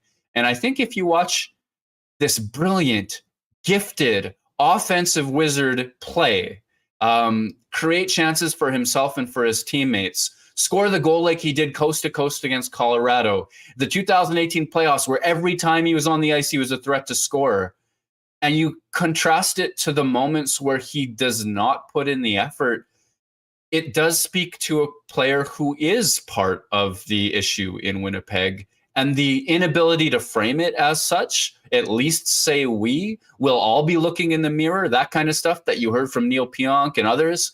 I mean, if that's truly how he feels, there's a tremendous amount of self-reflection that this amazing hockey player still needs to go through. And I think it's possible. I mean, like at 29 years old, young men go through transformations. They do. They can. Maybe a change of scenery is what's necessary to spark that reflection, to spark the willingness to think of himself as part of what's going wrong as opposed to separate from it.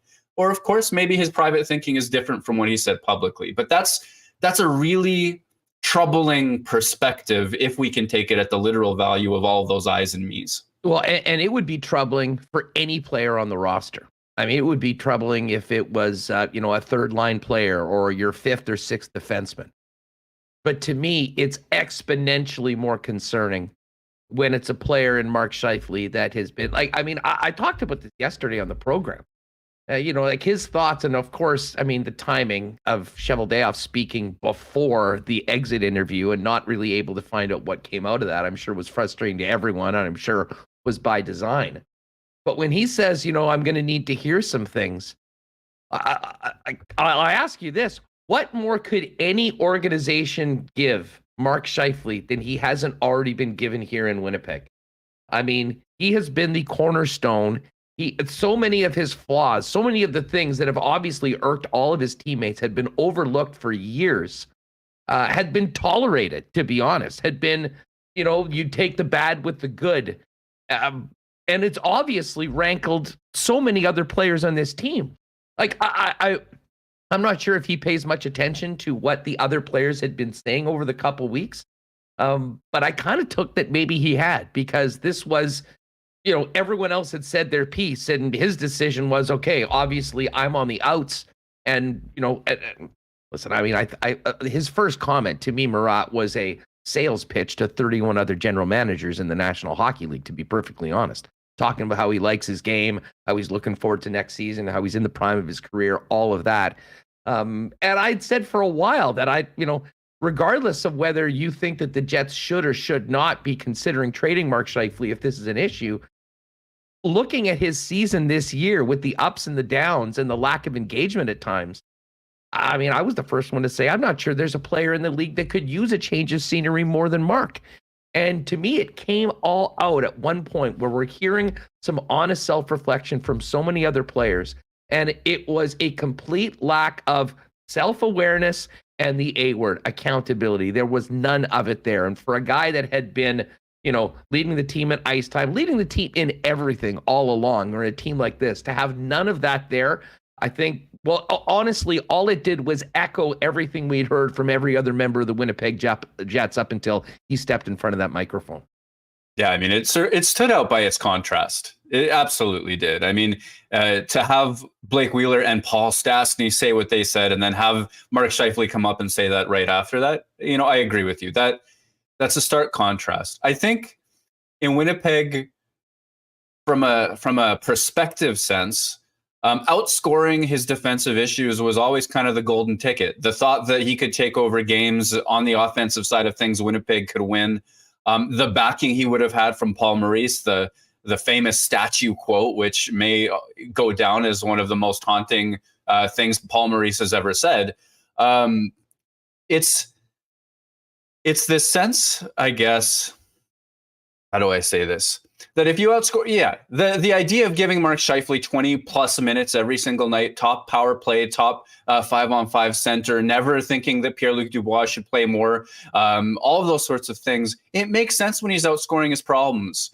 Kyle Connor, for example, I think gets lost in his defensive zone sometimes. His metrics defensively, pretty poor. Great stick, great offensive mind, great forechecker in some capacities, but some of the same defensive issues. It just kind of looks like he's trying and maybe a little bit lost sometimes. You can find clips where he looks unsure, and I think a lot of people would look unsure in Winnipeg's defensive schemes this year. But the metrics are similar between those guys. But Kyle Connor outscored his issues, scored 93 points, preached accountability, did all of those things. So the perception is a lot more in Kyle Connor's favor. And I think that he's saying and doing the right things in those ways where in Mark Scheifele's case, you've seen some sulk, you've seen some attitude that you would question. You would absolutely question. And I think that's fair.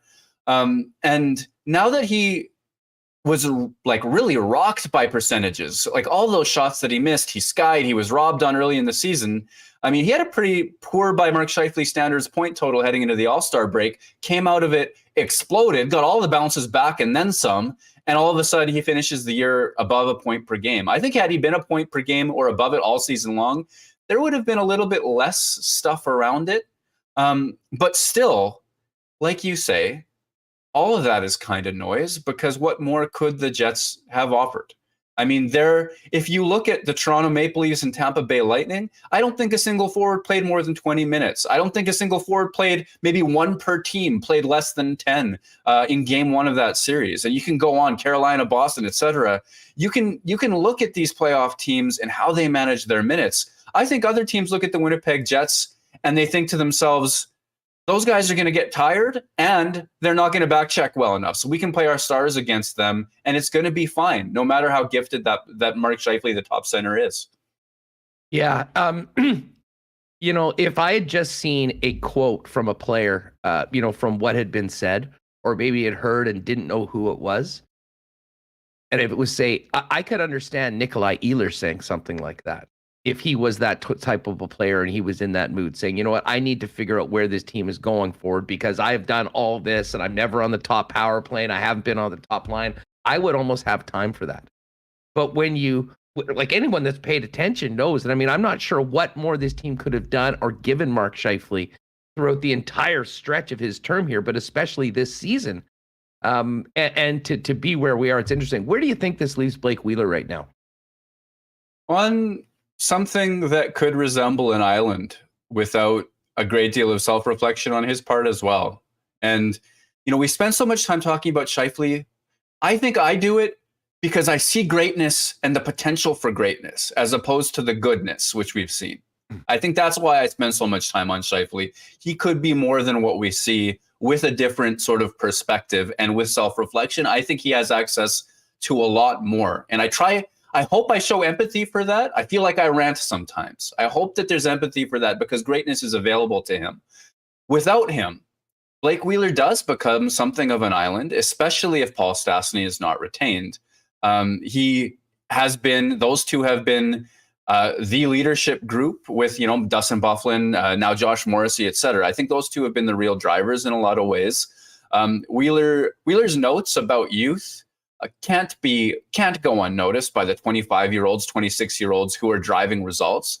I guarantee you that there are members of the Winnipeg Jets who actively think to themselves, Nikolai Ehlers should play more than Blake Wheeler does. Like it would be unfathomable for me to think that players have watched what has happened and not come to their own conclusions about who are the drivers for results on that team. Unfathomable.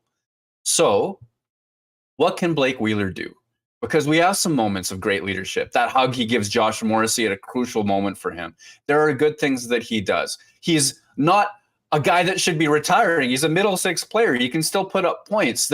He's added some things to his game in terms of how he cuts into the middle a lot more slowly than he used to. There's a player there and a person there who can be part of a winning hockey club. But I think that the tension around him, the spitting nails, as he says that he does, the intensity, all of those sorts of things. I think that it's going to be so hard for him. It would be such a challenge to look at yourself as the number one guy for so long, wear the captaincy for so long, be the number one right winger for so long, watch the steady incline, right? Because he came into the league slowly. He was on a deep Boston Bruins team. He took till his mid-20s before he was getting real primo minutes. It took until his 30s when the power play helped him hit back-to-back 91-point seasons. Everything has gone up and up and up. And to watch his teammates go through the modern version, which is 25-year-old players are the drivers. Like Blake Wheeler does not help the Jets win more than Nikolai Ehlers or Kyle Connor or Pierre-Luc Dubois does. And then willfully say, okay, like I'm one of the most competitive people ever. I spit nails often. This is Blake Wheeler type. You know, he says that he spits nails. He's tough to be around sometimes. And then look in the mirror and say, okay, you know what? I'm going to step back and I'm going to be let's really push for the second line or third line, whatever helps the team win. That's got to be tough.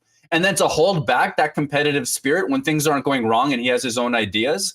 I mean, just from a human being perspective, the ability to make that transition would be so remarkable. And again, Blake Wheeler may have access to it. That's a challenge. I'm trying to express empathy again because, I mean, he was such an underrated elite player forever, right? Like he'll have specific views about what it means to be a successful NHL player, what that path should look like, all those sorts of things. But at this stage, the reality is the Winnipeg Jets would go further with fewer minutes from the guy and with less of himself being the focal point of the leadership, in my opinion. And if he can integrate himself into this new wave, the Kyle Connor that's talking about accountability, the Nikolai Ehlers, et cetera, all the way down the line, well, then you've got something good. You've got Joe Thornton playing on the third line and eventually towards 40 years old playing on the fourth, all those sorts of things. There's good available to the Jets, but that transition seems tough. I think he'll be facing just as much self-reflection this summer as a guy in Scheifele's shoes should. Yeah, no, and I do believe, I think there is the possibility that Wheeler can be here and be part of the solution moving forward, assuming that Scheifele is gone, but it will be a different arrangement and it will take many of the things that you just mentioned. Murat from The Athletic is with us. Murat, I knew we'd get going on a bunch of these topics coming out of the last season, but for Athletic subscribers, if they go to the site, they'll see part 2 of the Jets fan survey. Just quickly before we go, why don't you tease the piece a little bit, and maybe anything that really surprised you coming out of it, or what were the big takeaways were from Winnipeg Jets fans after a disappointing season? I know we've heard from a lot of them, both in your inbox and here on Winnipeg Sports Talk. Yeah, it's just so good to give people a voice to really to speak out and to give their opinions on what went wrong, what the team should do, who you want as coach, what the next generation of Jets should look like. And, I broke it into 2 pieces because there was so much heat and so much fury. And I asked so many questions too. And I wanted to give time to really explore every answer. I would say part 2, the one that went live just yesterday, it's the one where fans really make decisions and were challenged. And I think some of the more difficult conversations happened in terms of what didn't go right. What do you believe about Jets leadership? What do you believe about coaching? Who should be the next coach? I would say the fun surprise, though, because one of the choices was picking next year's roster. Who are your top 6 defensemen going into next season? Josh Morrissey was number 1 with a bullet. And the second player on that list was a stunner to me. I can't think of, and this should be season over season, things change. People have improvements and all of that sort of stuff. Your number 2 defenseman, it wasn't Neil Pionk. It wasn't Dylan DeMello. It wasn't one of the veterans. It wasn't Ville Heinola or Logan Stanley. It was Dylan Samberg.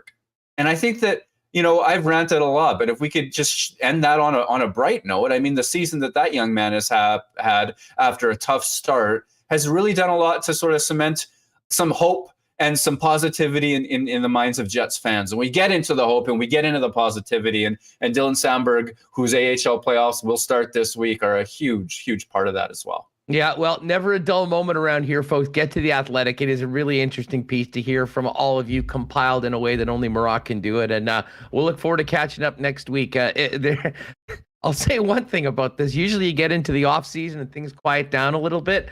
That ain't happening this year in Winnipeg with this hockey club. But Murat, thanks so much for doing this. Always a pleasure having you on the program. Thank you so much for having me. Always a great chat with our friend Murat Atesh. And we did actually have to hook up about an hour before the show today. Murat had something going on this afternoon, but we wanted to make sure we had his thoughts on the latest on the Winnipeg Jets for you today on Winnipeg Sports Talk. And make sure to check out part 2 of the fan poll. Very interesting stuff in the latest edition of The Athletic. And of course, you can subscribe and check that out at theathletic.com. All right, big day yesterday in the Canadian Football League. We're going to get to the Bombers draft with Ed Tait in just a second. But first things first, a big shout out to our friends over at Not Auto Corp. You may have already been thinking about a new vehicle over the course of the winter for the summer. Your vehicle may be useless now after losing the battle to the potholes in Winnipeg. Regardless of what you're looking for, Not Auto Corp can get you into the car of your dreams at a great price. Why not head down to Waverly and McGillivray and check out what's going on, both with the incredible selection of Teslas and electric vehicles and all the other vehicles on the lot. Find out more online if you would like at not.ca, including their Tesla Experience program, or pop down and see the Not experts over at Waverly and McGillivray. I was just joking off air beforehand. You can tell it's nice outside because we're only getting texts to go for beers in the afternoon at 2:30 in the afternoon. It seems like people are looking forward to getting out onto a patio and enjoying the best that Winnipeg has to offer. And that, of course, is Little Brown Jug in the iconic 1919. But your best bet is maybe to pop down, have a few on the patio at Little Brown Jug and be able to taste all the great Little Brown Jug offerings, regardless of whether you're down at William Avenue at the brewery and tap room or popping by your local beer store. Pick up the great taste of Little Brown Jug today. Heading into the weekend, and if you do want to make an order from Little Brown Jug, they do deliver citywide Wednesdays, Fridays, and Saturdays.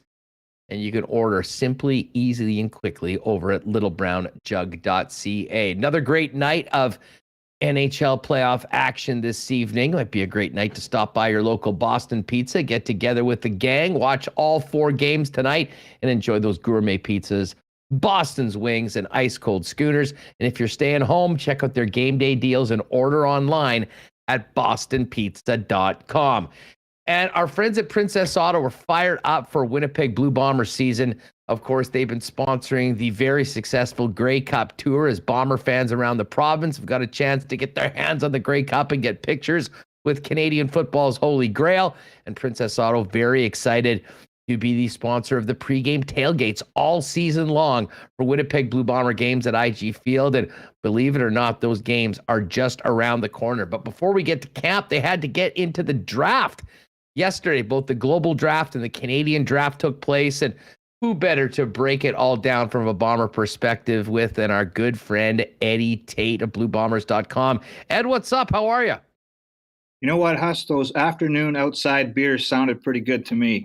Let's go. Yeah, you know what? It's unfortunate. We maybe should have done a little bit better planning, and we could have done this in person. Maybe meet over at Nicolino's or something like that and have the camera gone. We'll plan to do that at some point this season.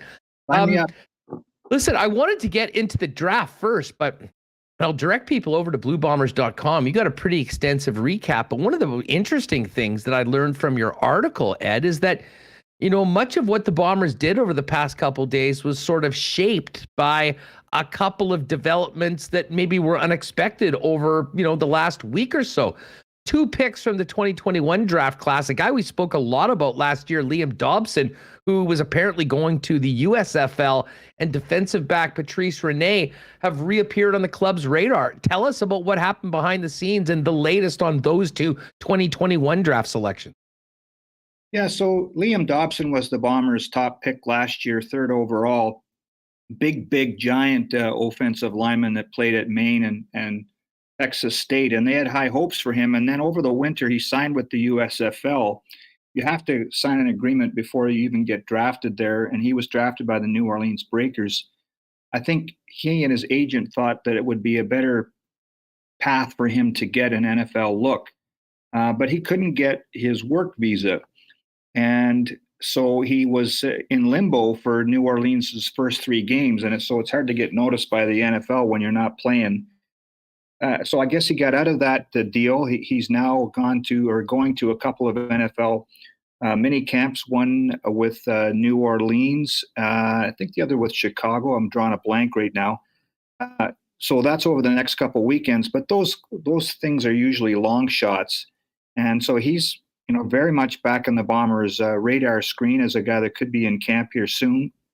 And then same thing with Patrice Rene, a talented defensive back that played at North Carolina and Rutgers, drafted last year.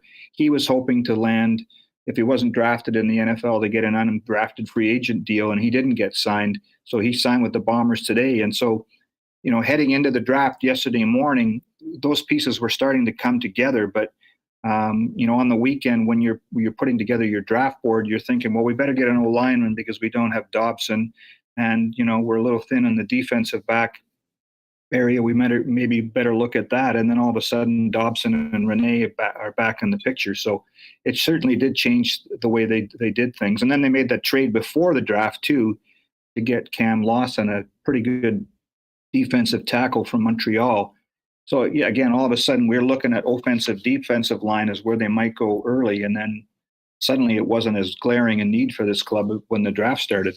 I'm sure the Dobson developments are real positive for the Bombers. I mean, he was a guy they were quite high on, and I think probably somewhat disappointed when they found out that he was deciding to go try to, you know, get this USFL exposure for possible NFL. And listen, I think many of us had many doubts about the USFL overall. They're playing it all in one spot, just how legitimate it would be. But, you know, again, for these young players, much like your draft year, I mean, you just want to get noticed, and guys do what they were going to do. That being said, you know, he could definitely be a nice addition, and one that almost seems like found money in a way because of what the situation was a couple of weeks ago. Exactly. So with Drew Desjardins in New England now, the thought was that Jeff Gray would slide into that left guard spot, and that might be the case still, but they were thin behind him in that along the offensive line in the Canadians. And so Dobson was a heck of a pick last year. Remember, we were all raving about a guy that was, 320, 340 that could dunk a basketball, and he seemed to be quite the character. And didn't he do the backflip too, if I'm not mistaken? I remember the basketball dunk. I'm not sure about the backflip. If he did a backflip, that's even more impressive to me than a dunk, because when you're throwing that much weight around in a backflip, that's pretty impressive. Anyway, he's a player, and he could be right in the mix there for that left guard spot. And Rene is equally as intriguing because of his athleticism and size. He can play some corner. And again, this all happened even before the draft. And then Lawson went back and looked. If you looked at the from the 2020 draft, the work that Dwayne Ford and some of those guys said about him on the TSN draft night, they were raving about, how he can push the pile and do some things. And so he's an intriguing prospect too that the Bombers are going to get. People will look, and he only dressed for 4 games last year for Montreal, but they used him much the same way that the Bombers did with Jeff Gray, and that he was their inactive player all season, and that meant that they were trying to protect him from being scooped up by somebody else. Now, the Lawson acquisition, and it certainly looks like, and I heard him speaking yesterday, presumably being a guy that is next man up after Jake Thomas, but also to allow Jake Thomas, maybe to get, a few breaks, whatnot, because, you need to have, a Canadian to replace a starting Canadian. He comes into that, but as a younger player, a big frame, has the potential to maybe, succeed Jake Thomas at some point overall. And certainly being with Montreal in the past, has a pretty good listen, he's been playing with some good players, around some good players, and he'll continue to do the same thing as a part of that Bomber group on the defensive line. Well, you're bang on, Huss. I mean, last year the defensive line was so dominant, but part of what made it so good was that Jake Thomas could take a breather and he'd get replaced by Jonathan Kongbo, who's now in Denver. So when Kongbo signed with the Broncos, that thinned that rotation considerably. And Theodric Hansen isn't around, right? The global player who got a lot of reps too. So all of a sudden, that defensive line, which was so important to what this team did last year, defensively looked a little bit thinner on the depth-wise. And so you get Lawson, and he'll learn great. Jake Thomas would be great for him to learn from. They drafted Cole Adamson from the Bisons here as a future pick, but he'll be in camp here next week. They went pretty heavy on defense in this draft. I believe 5 of their 6 picks were defensive players. And so, all of a sudden, the depth on defense looks considerably improved to what it was yesterday. It's amazing. And they've got even more options for Richie Hall and that group on defense to have some ratio flexibility. And that's something that Kyle Walters spoke an awful lot about today at his availability, is that you give guys like Richie Hall and Jordan Younger, James Stanley, and Daryl Paterson, that coaching staff on that side of the ball, some options. And the Bombers could, really play with the ratio. And we know how important that is in terms of putting together your roster from week to week. No doubt about it. Ed Tait of BlueBombers.com with us, breaking down the Bomber selections at the 2022 CFL Draft. Well, the trade for Lawson, the Bombers gave up 9 and 18. They get back Lawson, and they move to the 13th spot. It was the second round. That was their first selection. And take us behind the scenes. I mean, did they expect Tyrell Ford to be available for them? I mean, his brother, the first quarterback selected in the first round in 42 years, has some NFL looks as well. He'll get some, a couple of NFL mini camps. I mean, this defensive back seemed to check all the boxes right now, Ed. I mean, tell us about the pick and what you saw behind the scenes as to how pumped the Bombers were to get him as their selection. Yeah, so he just too good an athlete for them to pass up on. From what I understand, in the war room, if they call it that, or the draft board room, as the Bombers had traded out of the first round, I guess you get late in the first round, and they, the group starts to look around at each other and says that, there's a possibility that Tyrell Ford could still be sitting there for 13. We better be thinking pretty hard about taking him. Again, maybe they thought they would go at a different position. But when he was sitting there, they just couldn't pass up on him. Kyle Walters raved about him over and over again this morning at the availability. He can play corner. He played corner at Waterloo, and he was so good that opposing quarterbacks rarely threw over there. And, he got bored. And they said he looked really good at the evaluation camp going against better competition. He can return punts. He ran a 4.42 at the National Combine, which was the fastest time So there's just too much to like there for them to have passed on him there. And again, it's about giving Richie Hall and that crew some options on defense. And just a spectacular athlete. I can't wait to see him at training camp. And again, the difference this year is we're going to get some preseason games, and I imagine he'll get some work as a returner too to try to impress the coaches. Bombers' next selection was a hometowner from the U of M, Cole Adamson, a defensive tackle, 6'5", 291. It's always great to see local guys get picked. It's been a big part of the Bombers' success, really, under the Walters O'Shea era. Fill us in on the member of the brown and gold that hopes to be a member of the blue and gold at some point. Well, I've got to be really upfront here. I have a bias for this guy. I coached him in basketball when he was a kid, when he was playing with my oldest son, Wyatt, and they played football and basketball together in high school. And in their grade 12 year, this is how good an athlete Cole is. He's a dominant defensive tackle with the Oak Park Raiders in high school, but he was also the starting center on the basketball team that won the provincial championship that year. My sons and his friends he was a big man even in high school, and his nickname was Mr. Adamson. So his friends would bug him when he came into school. Hey, Mr. Adamson, how are the wife and kids? That sort of thing. When he's 16, 17 years old, he's a great kid, smart as hell. I love coaching him in basketball because he always wanted to learn. And I know the Bombers like him. He's going back to school. He's an engineering student. But again, just the month or whatever he'll get, the 3 weeks, 2 weeks in training camp working with Jake Thomas. Can you imagine a kid like that being in the same defensive room as Willie Jefferson and Jackson Jeffcoat and Jake Thomas and all that bunch? I mean, if you just sit there and keep your eyes and ears open, you'll be a better player without even having stepped on the field. So, I mean, I like this pick, and I've made it pretty clear about my bias as to why, but it's good for the Bombers long term too, because Jake's, as you said, Jake's a veteran guy, and he's going to have this Cam Lawson and now Cole and other people ready to step in for whenever Jake decides to hang him up. Now, from his perspective, and it's interesting, I mean, he'll just be down the hall right now trying to move permanently down the hall. I mean, if he doesn't crack the roster, there still is the option to play for the University of Manitoba, I'd imagine. And I mean, that's important. I mean, often like for instance, with the NFL draft, when guys are picked, they're done and they're either on the team or they're gone. Not the case. And Kyle Burse is another individual that, went back to the University of Regina that I think will have a future. I mean, it could be some names. For instance, Adamson could be a guy for next year, much like some of the guys that we've talked about drafted last year could be in the mix for this upcoming season. Yeah, it's already been determined that Adamson's going back to school. He said he wanted to finish his degree, his engineering degree. So it's smart to think about life after football already. And I think he wants to, the Bison team's supposed to be pretty good coming up again this year. And I think he wants to be a part of that and continue to grow his game at the U Sports level.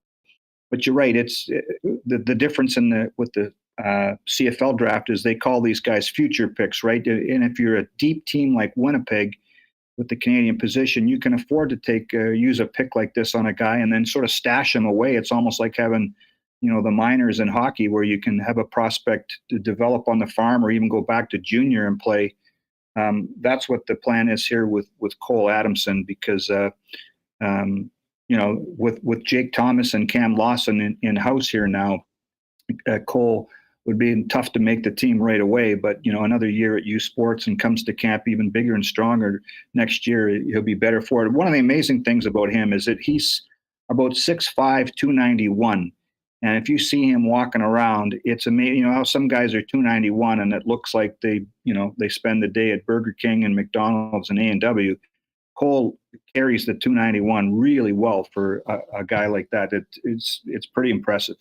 Eddie, Bombers didn't have a fifth rounder. They then had 3 more picks. Jeremy Kapolansky, a D lineman from Guelph in the 6th round. 7th round, a DB from Carleton, Cedric Levine, and Connor Burtonshaw, special teams demon, and a fullback. You don't hear fullbacks too often, although I'm sure the president of the organization has a soft spot for fullbacks. Anything that stand out about those guys, and will they be in the mix when the rookies get together? Well, it's interesting that they've added a lot of DBs in this draft, and with Patrice Rene from last year coming in, they've got a lot of options back there, and they're younger and quicker and longer and all those things on special teams. It's funny you mentioned the fullback. Kyle Walters said today he's a Wade Miller clone, and they even brought that up when they were picking him yesterday. So I guess he's just a demon on special teams, pretty tough. Got a bit of a mean streak, which sounds like the boss over here. And so I'm sure that when they went to pick, if you can get a guy like that in the last round, who knows? But apparently his special teams tape really popped out, and the Bombers have done a pretty good job in the last couple of years. And people think, the 6th, 7th, 8th round draft, don't worry about it. But if you remember Kefalo Exume a couple of years ago, and Nick Hallett, who's on this team now, those were late round picks who made the team as special teams demons and are still in this league. So don't discount the fact that a late round pick could make the club. Eddie, it wasn't just the Canadians that were getting picked yesterday. It was also the global draft, and the Bombers have had some great success in the global draft so far with guys that have, really contributed in some important roles. As the global draft's been expanded, it just seems like it's really been the majority of players have been kickers or punters. A couple Aussies selected, as well as a DB from the France and Ivory Coast. Fill us in on the international contingent that was filled in, that was selected yesterday. So the Aussie punter thing has become quite the phenomenon in the NFL and the CFL, hasn't it? And so Tom Hackett, the first pick in the global draft, he will be, it sounds like he will be here. He's going to sign. Was reading up about him yesterday because the global draft was in the morning. So he's a 2-time Ray Guy winner as the best punter in the NCAA. He was voted to the All Pac-12 All-Century team as the punter.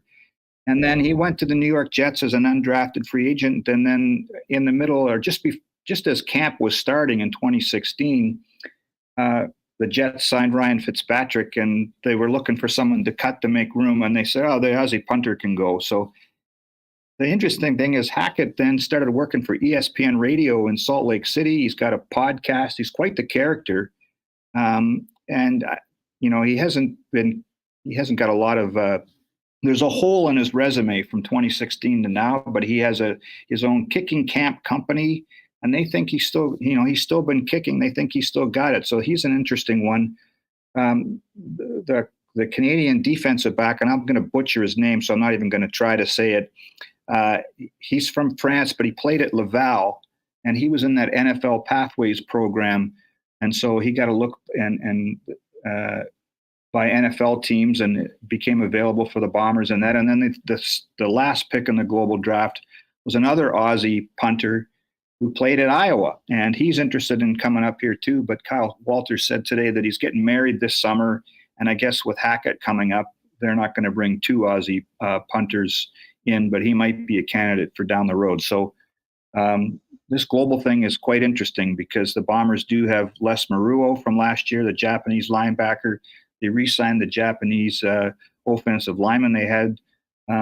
It's interesting to hear these different accents and different languages being spoken in a Bomber camp. It's hard enough to understand some of these guys at the best of the time when they're speaking English, and now you'll hear French and a guy with a British accent, a guy with an Aussie accent, and now Japanese too. Well, I'll tell you what, I got a lot of time for the Aussies. I often joke that I could hear Aussie guys just do commentary of someone crossing the street because it's just entertaining. It's funny. Yeah. And the story of Hackett is really interesting. So the selections are all made. Now it's time to get to work. Fill us in on the schedule for the Winnipeg Blue Bombers heading into next week. Well, there's guys already here. There's guys outside throwing and running routes and doing drills. And I was surprised. They said that a lot of the vets are already come in. They usually come in this early, but maybe they're bored. I don't know. There's quite a few of them in already. Willie Jefferson, of course, here. I saw Nick Taylor this morning. Some of the Canadian guys have been around for a bit. Next Tuesday is quarterback camp, so Buck Pierce will work with the quarterbacks. And then Wednesday, rookie camp starts. There's Wednesday, Thursday, Friday of rookie camp. All the vets have to be in for medicals and testing and everything on the Saturday. And then May 15th, there's the first day of main training camp. and then they play like 8 days later. So it, as per CFL, the usual CFL way of doing things, they get right down to business in a hurry. It's going to be fun. It's been a while since we had a regular camp and we're able to talk to people in person and not on Zoom. So I think everybody's pretty excited about that. Yeah, no doubt about that. Of course, we'll have you back on with a full training camp preview at some point that worked for you. But I mean, just big picture going in. I mean, many big questions. Is there more work to still be done by Kyle Walters before they get to training camp? Are they still looking at a couple of different positional areas, maybe to add a few bodies? Well, I asked about that today. We talked about the Aussie punters. I think the plan is to still bring in another place kicker.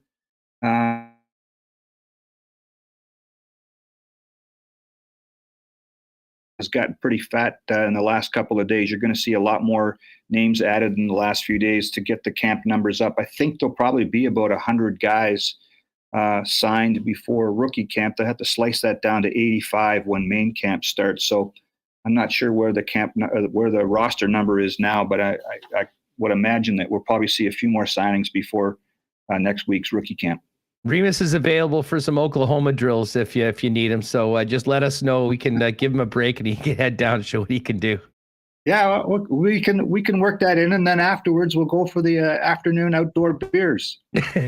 Done deal, Eddie. Done deal. I know you'll have extensive coverage coming up at bluebombers.com heading into training camp. A great draft recap. Thanks so much for doing this, Ed. And yes, we will cheers in person very soon.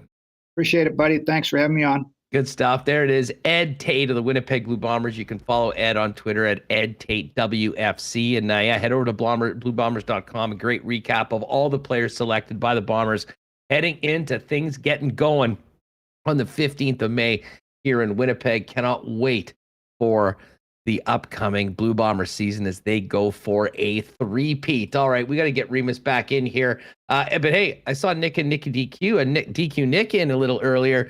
It's DQ season if there ever was one. Now we got some sunshine. We got some nice weather outside. Get the family, get the kids out. Maybe make a walk down to one of the 4 Nick and Nicky DQs for a blizzard. And by the way, you might want to squeeze in one of those new stack burgers as well. All the rage right now. But hey, spring and summer, it's not the same without some of those great DQ ice cream treats. And you can pick them up at any of the 4 Nick and Nicky DQs.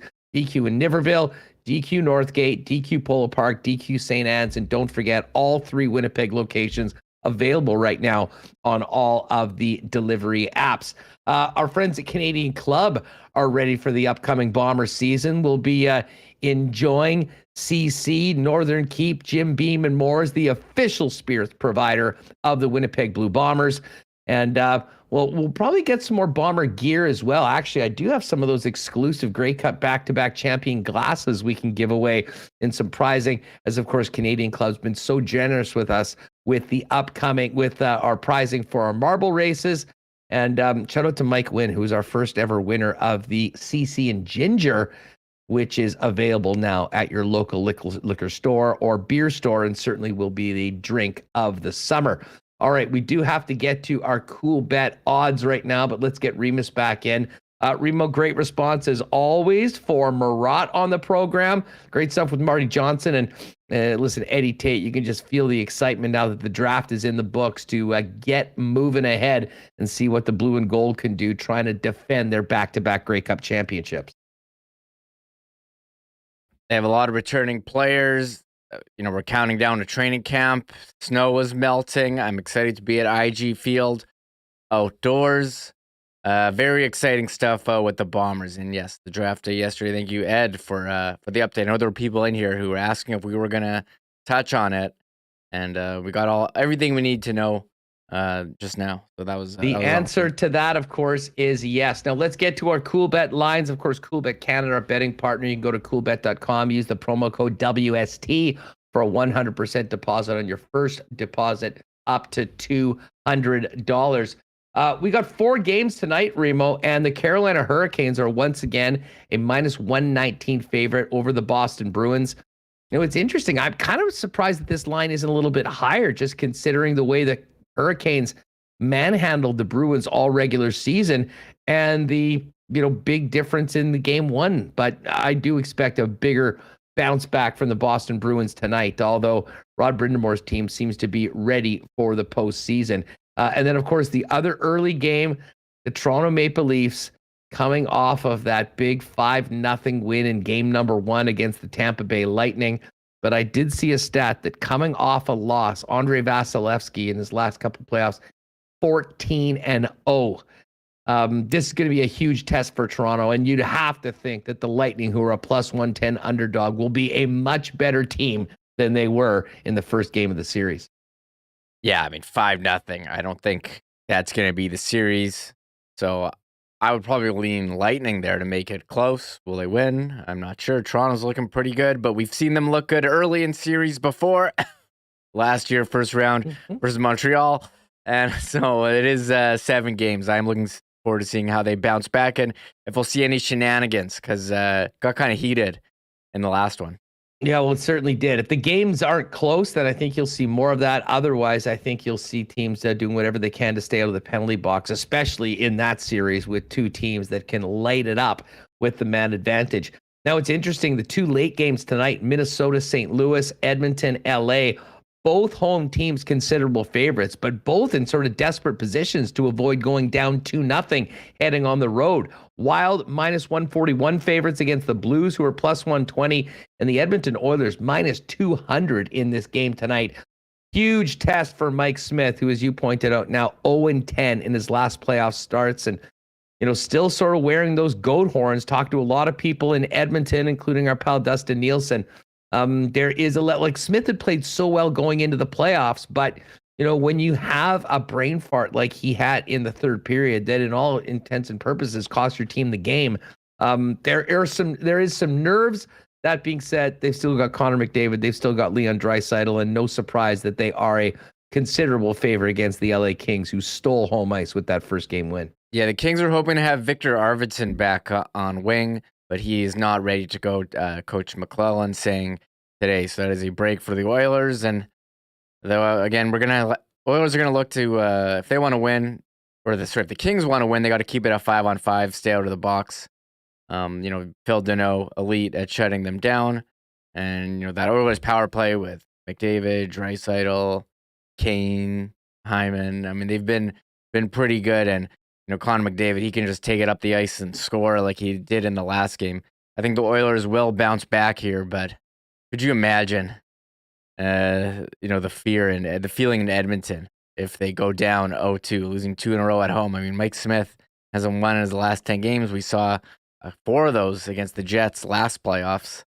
This game has the most intrigue for me tonight, although with the Minnesota-St. Louis game, again, Minnesota's that team that gets in the playoffs every year, but they never do anything. And I thought they would have be the favorite here against St. Louis, and St. Louis is just so scrappy. They're so balanced. They don't really have I think their top line is actually their second line, the Thomas Tarasenko line, and the O'Reilly, although it was David Perron with the big game in game 1. So I do like St. Louis, but I think Minnesota and Edmonton, I agree, pressure on those guys to win here. Yeah, and of course, last night, the Flames, they scored early. They dominated the game.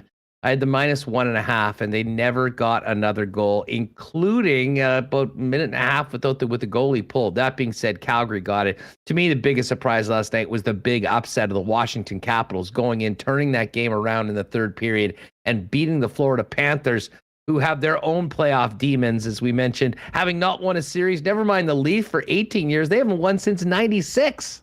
I find it interesting that the 2 young, hot teams coming in on the East were Florida and the Rangers, and they both lost. I think the Rangers, they've been kind of carried by their goaltending all year, and Pittsburgh, outshot them. Shesterkin made ridiculous number of saves. What was that number again? You said it before. 79. That's absolutely insane in a game, 3 overtimes.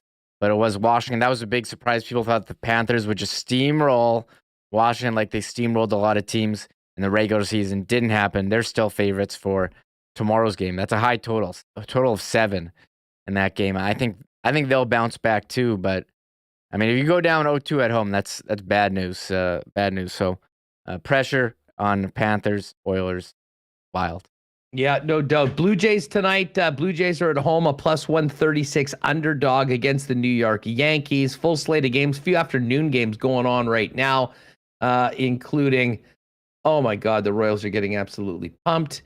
Braves up 7-1 on the Mets, who had that great start, and 0-0 early in Oakland between Oakland and the Rays. Go to Coolbet for all of your odds on the National Hockey League, Stanley Cup playoffs, Major League Baseball, and much more.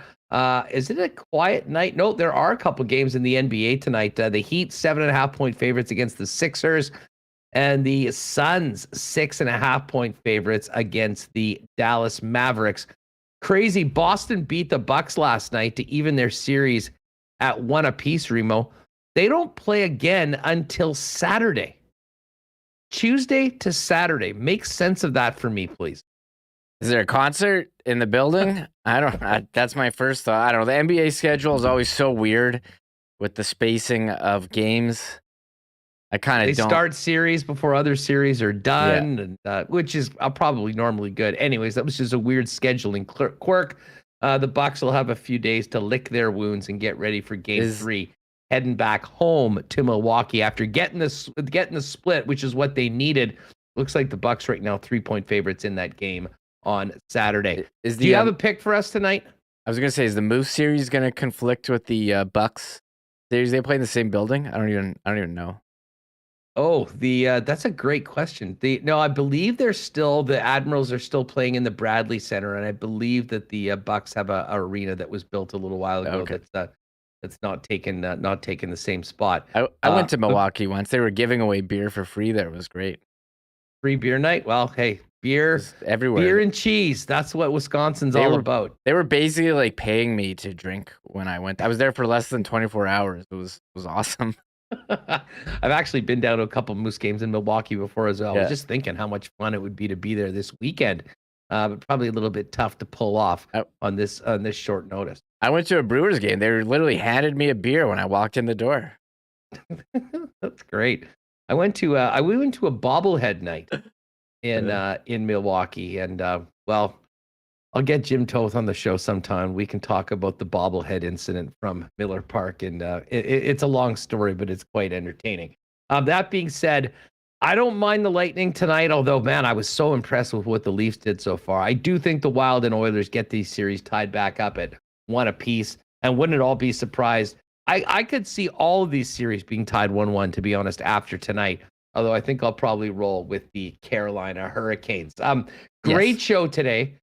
Big thanks to Marty Johnston, who joined us. Of course, Murat. If you missed it, we had a great Jets conversation. You can go back a little earlier in the YouTube if you just popped in. And of course, Bomber Talk with Eddie Tait.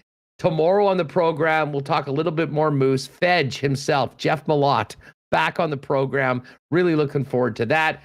And the head coach of Valor FC, Phil Dos Santos, after a postponed home opener last week, they're getting after it this Saturday. We'll set up the soccer season for the local squad. Brandon Rowicki as well, and more on the Winnipeg Jets and the Stanley Cup playoffs.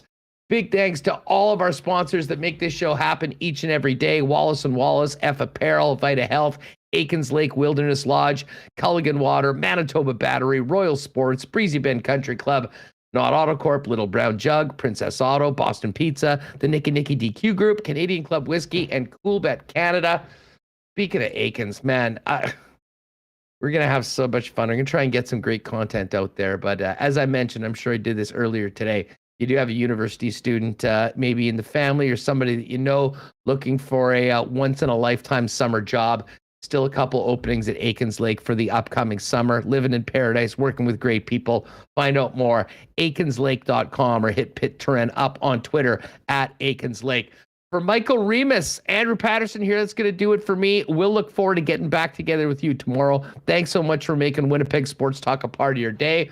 We'll catch you Thursday on WST. Enjoy the games tonight. Oh, my God. Oh! Shut it down. Let's go home. Thanks for tuning in to Winnipeg Sports Talk Daily. Make sure to subscribe on YouTube and your favorite podcast feed at winnipegsportstalk.com.